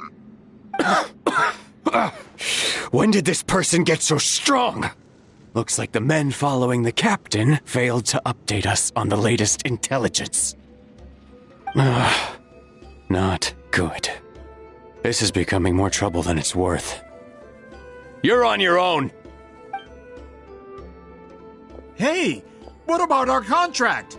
Your boss signed it himself! Our boss never signs a contract without loopholes. Even a veteran businessman like yourself fell into his trap. That's what makes him the best. Go home and read the fine print. All I did was trigger the exculpatory clause. You! The other stipulations have been fulfilled. I set up explosives around the cave, strong enough to destroy this place, as instructed. Oh, and for security purposes, all explosives have been rigged to blow at a specific time. Shouldn't be too long now.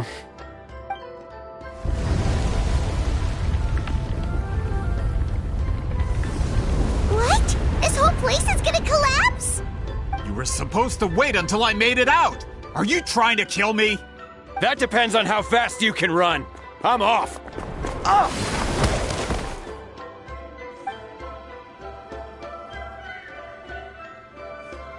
You think you can just waltz out of here? Traveler, stop them, and then we'll make a break for it. If I'm caught, I implicate my boss. Time for the backup plan. Wait, don't!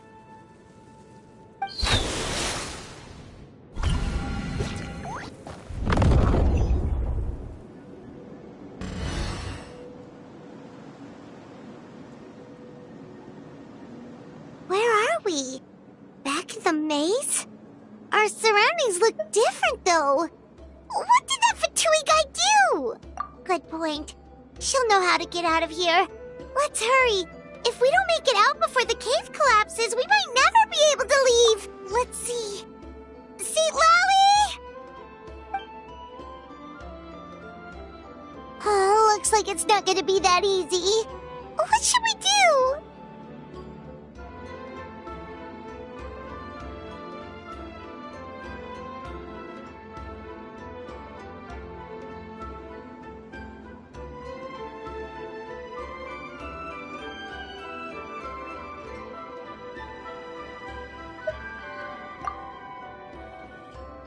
The special color?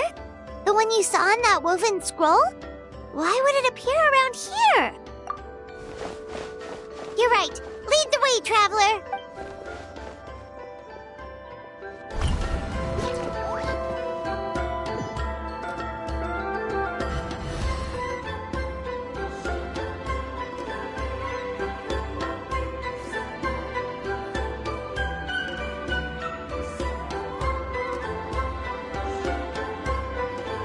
He triggered it just like that?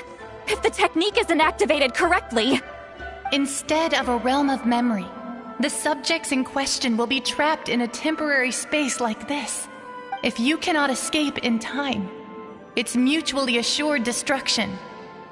But I can't fault someone for using it as a last resort. I knew it! Someone of your skill wouldn't leave behind memory fragments just to parrot instructions. You must have the capacity for conscious thought. I appreciate the compliment. It's been a long time, my friend. This is no time for a reunion. The cave outside is about to collapse. I know time flows differently in this place, but that still doesn't leave us much time. Can you help me get out? You misunderstand, Citlali. I'm nothing more than a fragment of memory. There's not much I can do. What do you mean? This space can be manipulated, right? The exit of your maze. I remember its structure. If I create an exit here, I can leave. You just need to tell me how to manipulate this space. The maze you saw earlier was constructed using the memories of many warriors of Natlan. When people leave deep impressions on each other, their memories form connections. These connections are particularly strong between comrades in arms. That is how I created my maze. The connections between the memories were my needle and thread, and the special color was my fabric. But if that color is crudely combined with an isolated memory, one without connections, you get a place like this.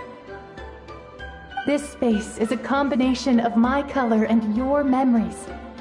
There is no way to alter or construct anything within it, because there are no connections at your disposal. Over 200 years, and not a single lasting connection. This is my punishment, huh?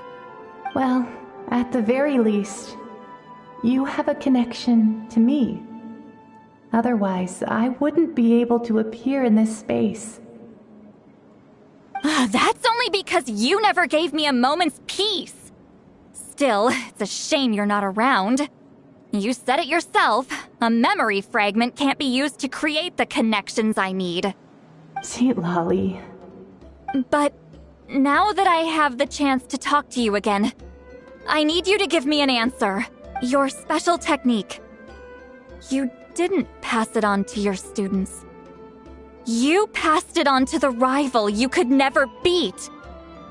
Me. What I want to know is, why? So you figured it out. After what I saw in the maze and everything you just told me, I'm certain the technique at the center of all this is the same one you taught me all those years ago. But you never brought up the fact that you used it to win a battle. From your description, it might as well have been a simple color trick.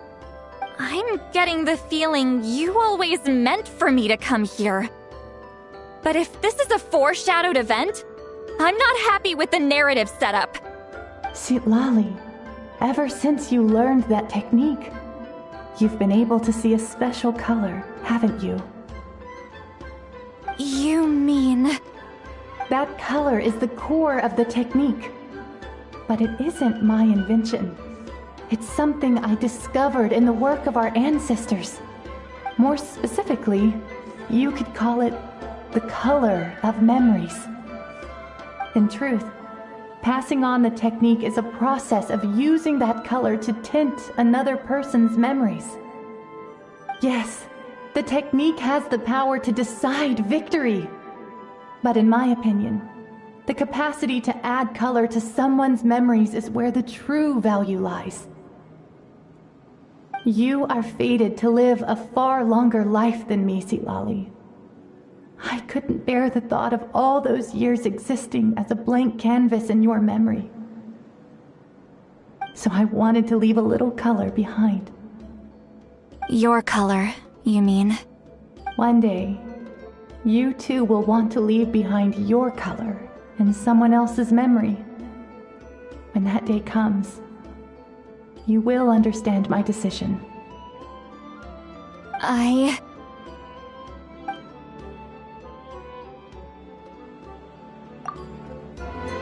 have to get out of here. That's the only way to rescue them.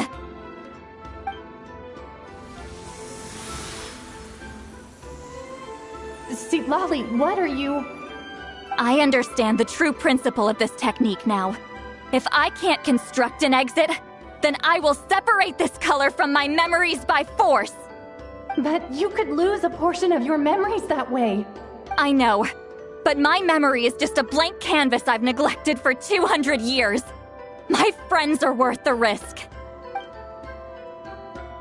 Traveler?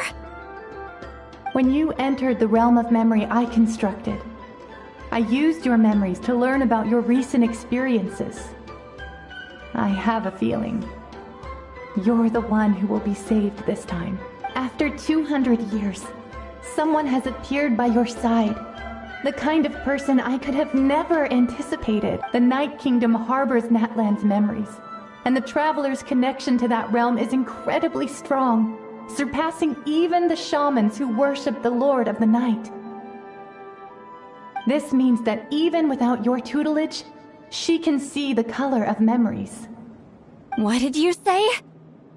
Although she doesn't know how to wield it, she unknowingly left behind a trace of color in your memories. That was enough to guide her to this space. You now have a connection at your disposal. Well, Citlali, it looks like part of this was foreshadowed, but the rest is a surprise. Traveler? Traveler! That's Citlali's voice! She's just up ahead! This is goodbye, my friend. Your memories over the past 200 years are much more than a blank canvas. Cherish them. Citlali. Citlali! Paimon! Traveler!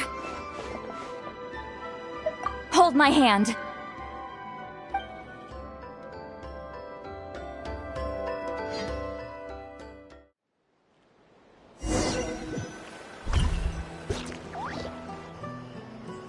Did we teleport out? Man, that place was so... Woo! We made it out just in time!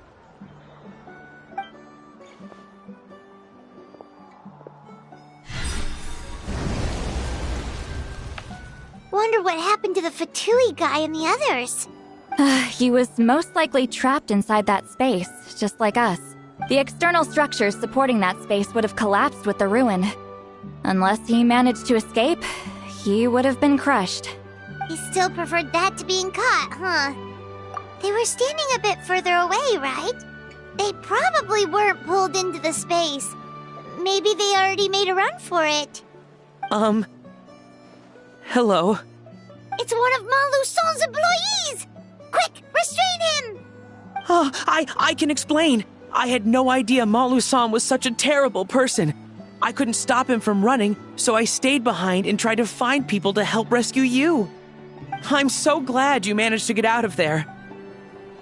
Either way, the guards will take you back to the tribe. You'll be their problem. I understand. Anyway, I'm not here to harp on you. I just need to know one thing. Which way did he run?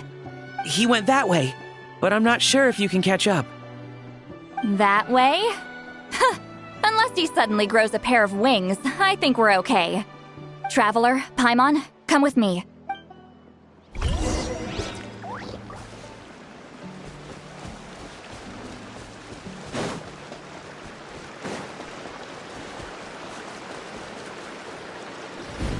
Hey, it's Elder Tlapo and a group of Ictomisaurs!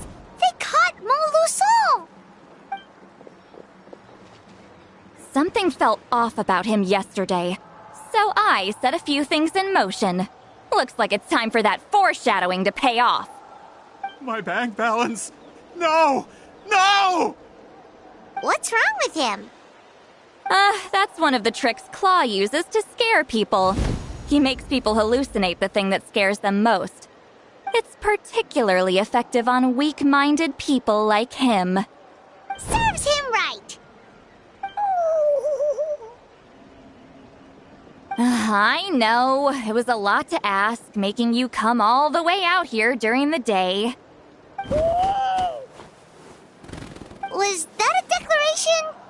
Elder Tlapo didn't appoint us to a whole other task, did he? Forget about him for now. The Ictomisaurs will make sure Montluçon doesn't escape before the guards arrive. In the meantime, we have unfinished business, remember? Right, the special scroll! But the die is buried underneath a bunch of rubble now. Don't worry, Witziline's technique hasn't been lost at all. Come with me, I'll explain everything at my house. Oh, and Traveler? Everything you said about memory, I finally figured out my answer. I knew you'd want to tag along. Let's go.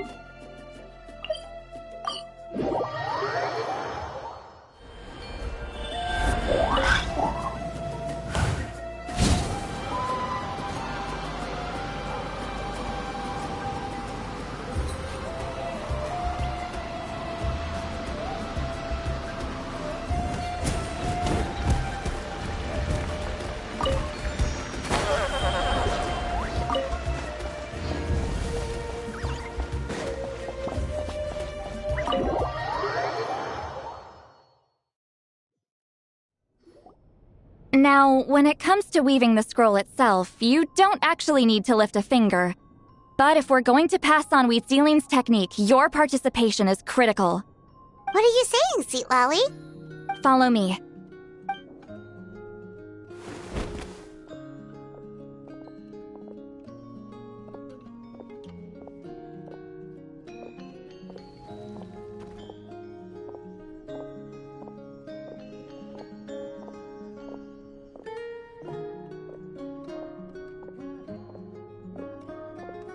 Whoa, look at this place.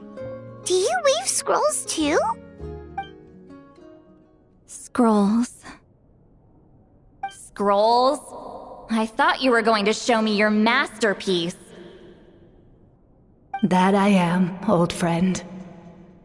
The technique I'm about to show you directly relates to woven scrolls. Fine. What is it? Something that can turn the tide of war or prevent a great disaster? You probably want to challenge me, right? I know you don't have the strength for a real fight, so I'll let you beat me with words. Old friend, my life is nearing its end. I'm afraid I don't have time for another match. Hey. Don't worry.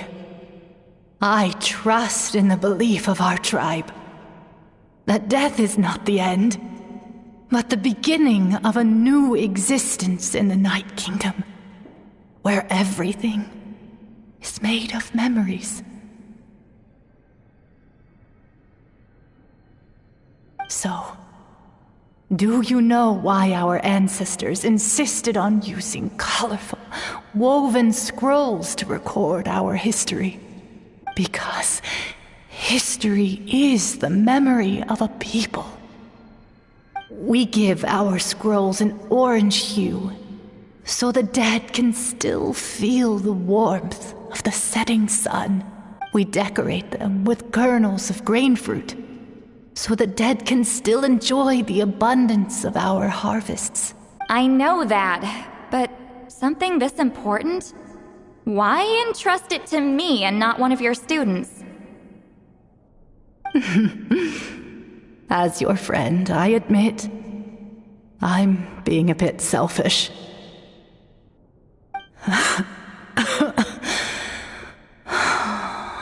don't have long, Citlali.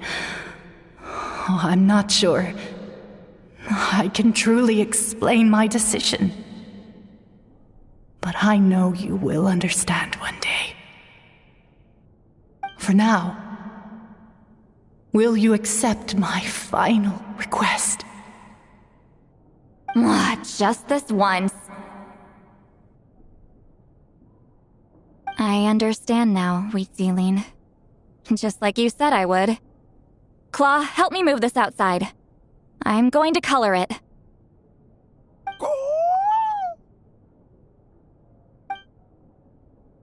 Traveler, Paimon, come with me.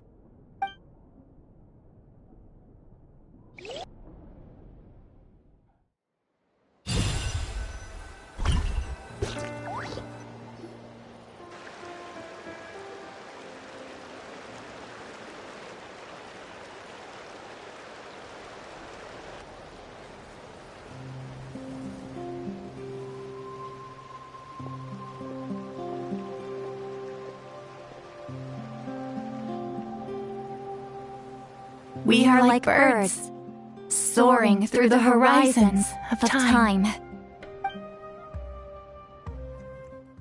I linger between brushes of memory, seeking the color of my final journey.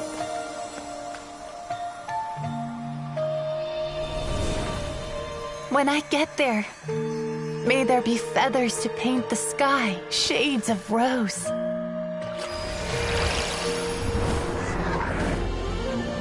And fields of green to beckon adventurous souls.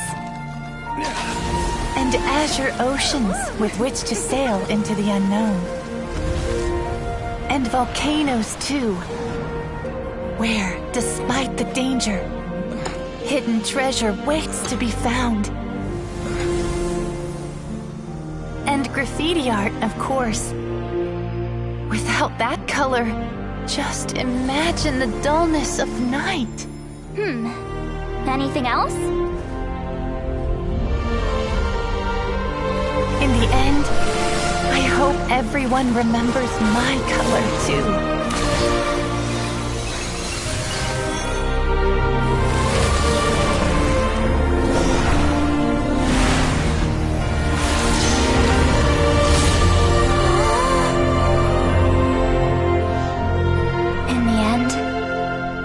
I hope everyone remembers your color too. All in all, it was just a technique for coloring a scroll.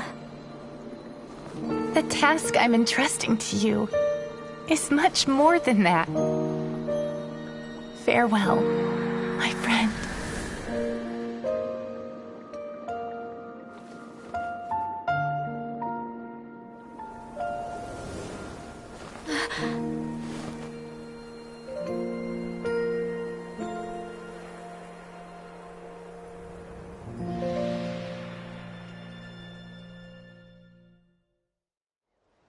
I knew you would understand. This is the special scroll. How did you know how to weave it, Citlali? Hold on! You've lived for more than 200 years. You know how to weave the special scroll. That must mean... you're the one behind the gifts from the spirits! Oh, well, it's not like I wanted to interact with the appointed. So whenever I delivered the scroll, I used illusions to confuse them. The fact that it turned into some kind of divine intervention is because no one was skilled enough to see through my tricks. You've carried the duty alone for all these years? Even if you don't like interacting with people, why not teach someone else how to do it? Traveler, you can see the special color, right?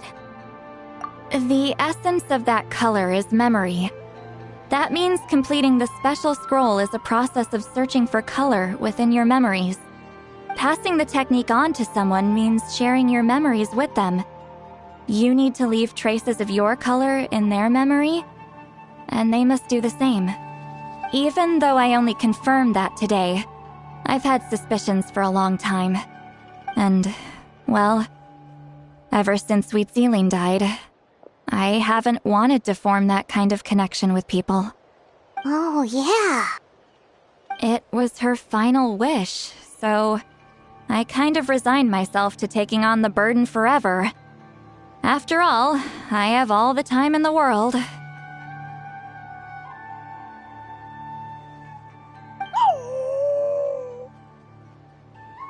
But Claw never stopped appointing new candidates to weave the scroll, despite knowing exactly how I felt about the situation.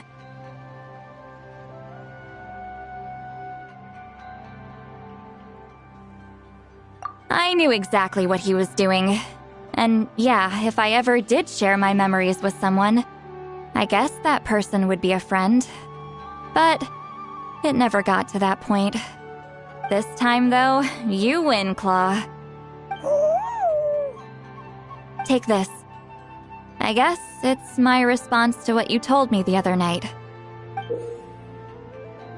What is it? If I had to choose my color, it would be the color of this handkerchief. Countless people exist in my memories, and I know one day that will be my fate, too. A memory living on in someone else's head. Since you have a long lifespan, you're the perfect candidate to bear this memory and carry my color in your mind. Just keep it safe. And you better not forget my color when I'm gone. Whoa. It's a little early to talk about death, don't you think? It's only been a few seconds since we made the friendship official.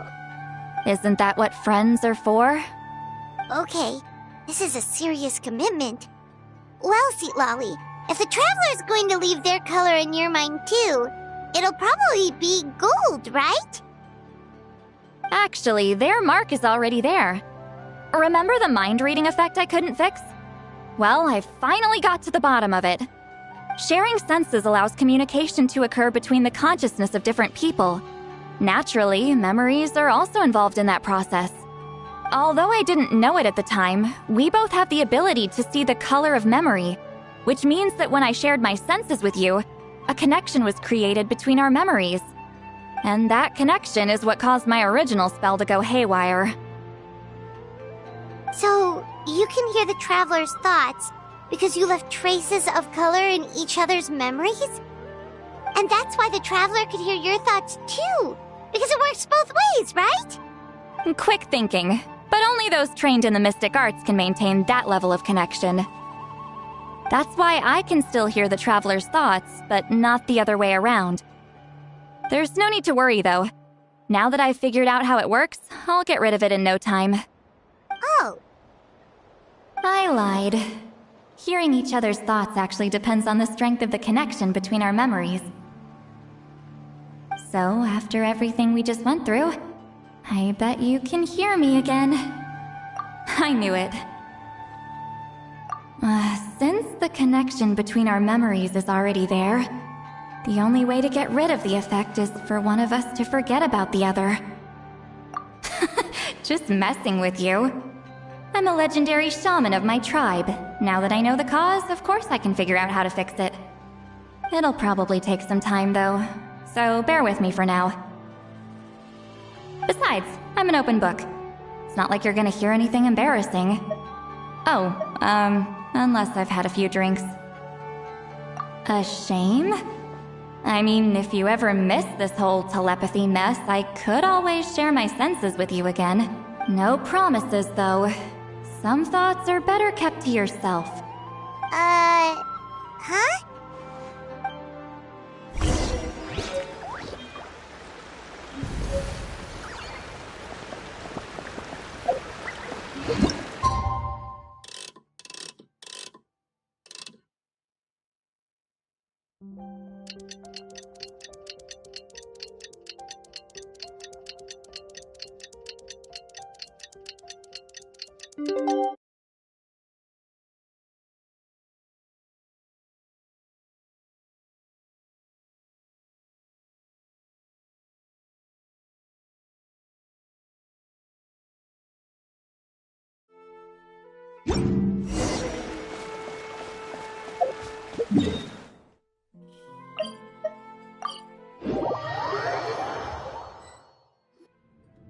Ah, you did it? Your investigation into the Battle of Seven Colors must have been fruitful indeed. I do hope you share what you learned. Wow! The scroll is finished already!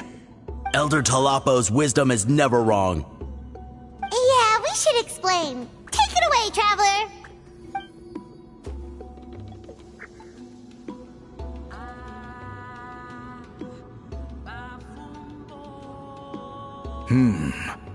I see. You don't look surprised at all.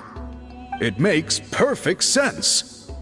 History is the memory of a people. If we want to depict it, a dye derived from people's memories is, of course, the best choice. Now, it's just a matter of preserving this secret technique. From your description, it sounds like learning the technique requires the previous holder to share their memories. Well, yeah. In that case, I must work with our priests to reinvent the technique based on the principles you described. After all, memories are precious things, meant to be shared with those closest to us. I cannot take that choice away from you, Traveler. You completed your task admirably. Finding a way to carry on that legacy is now our duty. All right, we'll leave that to you. And please pass along my thanks to Granny Citlali. We interrogated the Fontanian merchant she apprehended, and it turns out he is the reason some among our tribe started to question our history. He hired people to spread misinformation about the Battle of Seven Colors. The recent friction within the tribe is entirely his doing. We now have a record of his crimes, and will begin working with Fontaine authorities in a few days.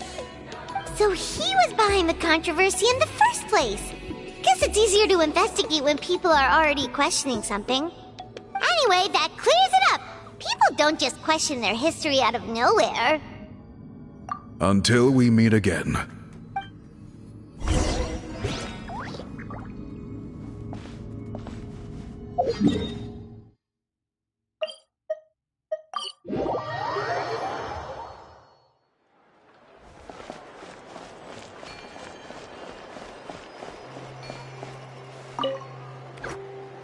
You told him everything, right? Yep.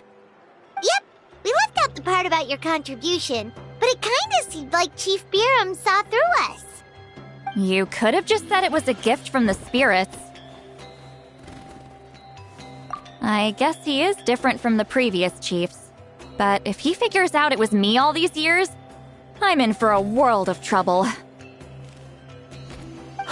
There you are! I've been looking everywhere for you. Oh, it's the other Fontanian researcher. He wasn't taken away with his boss? Please, call me Allier. After questioning, the tribe absolved me of any serious wrongdoing, so here I am. I'll be heading back to Fontaine soon. No employer means no funding, after all. But I wanted to finish my investigation first. I'd like to ask some questions about Citlali. I want people outside of Natlan to hear her story, but my understanding still has some holes. Questions? Huh! Why should I let an Outlander tell our stories? Don't misunderstand. I have no intention of twisting your history or using it to make a profit. It's just honest curiosity, I assure you. I believe amazing stories deserve to be shared with the world. Culture thrives through dialogue and exchange.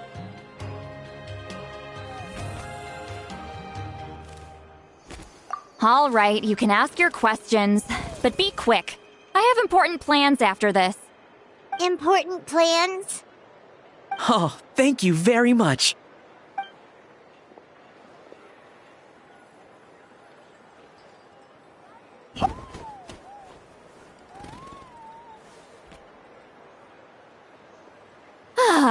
Another day, another drained social battery.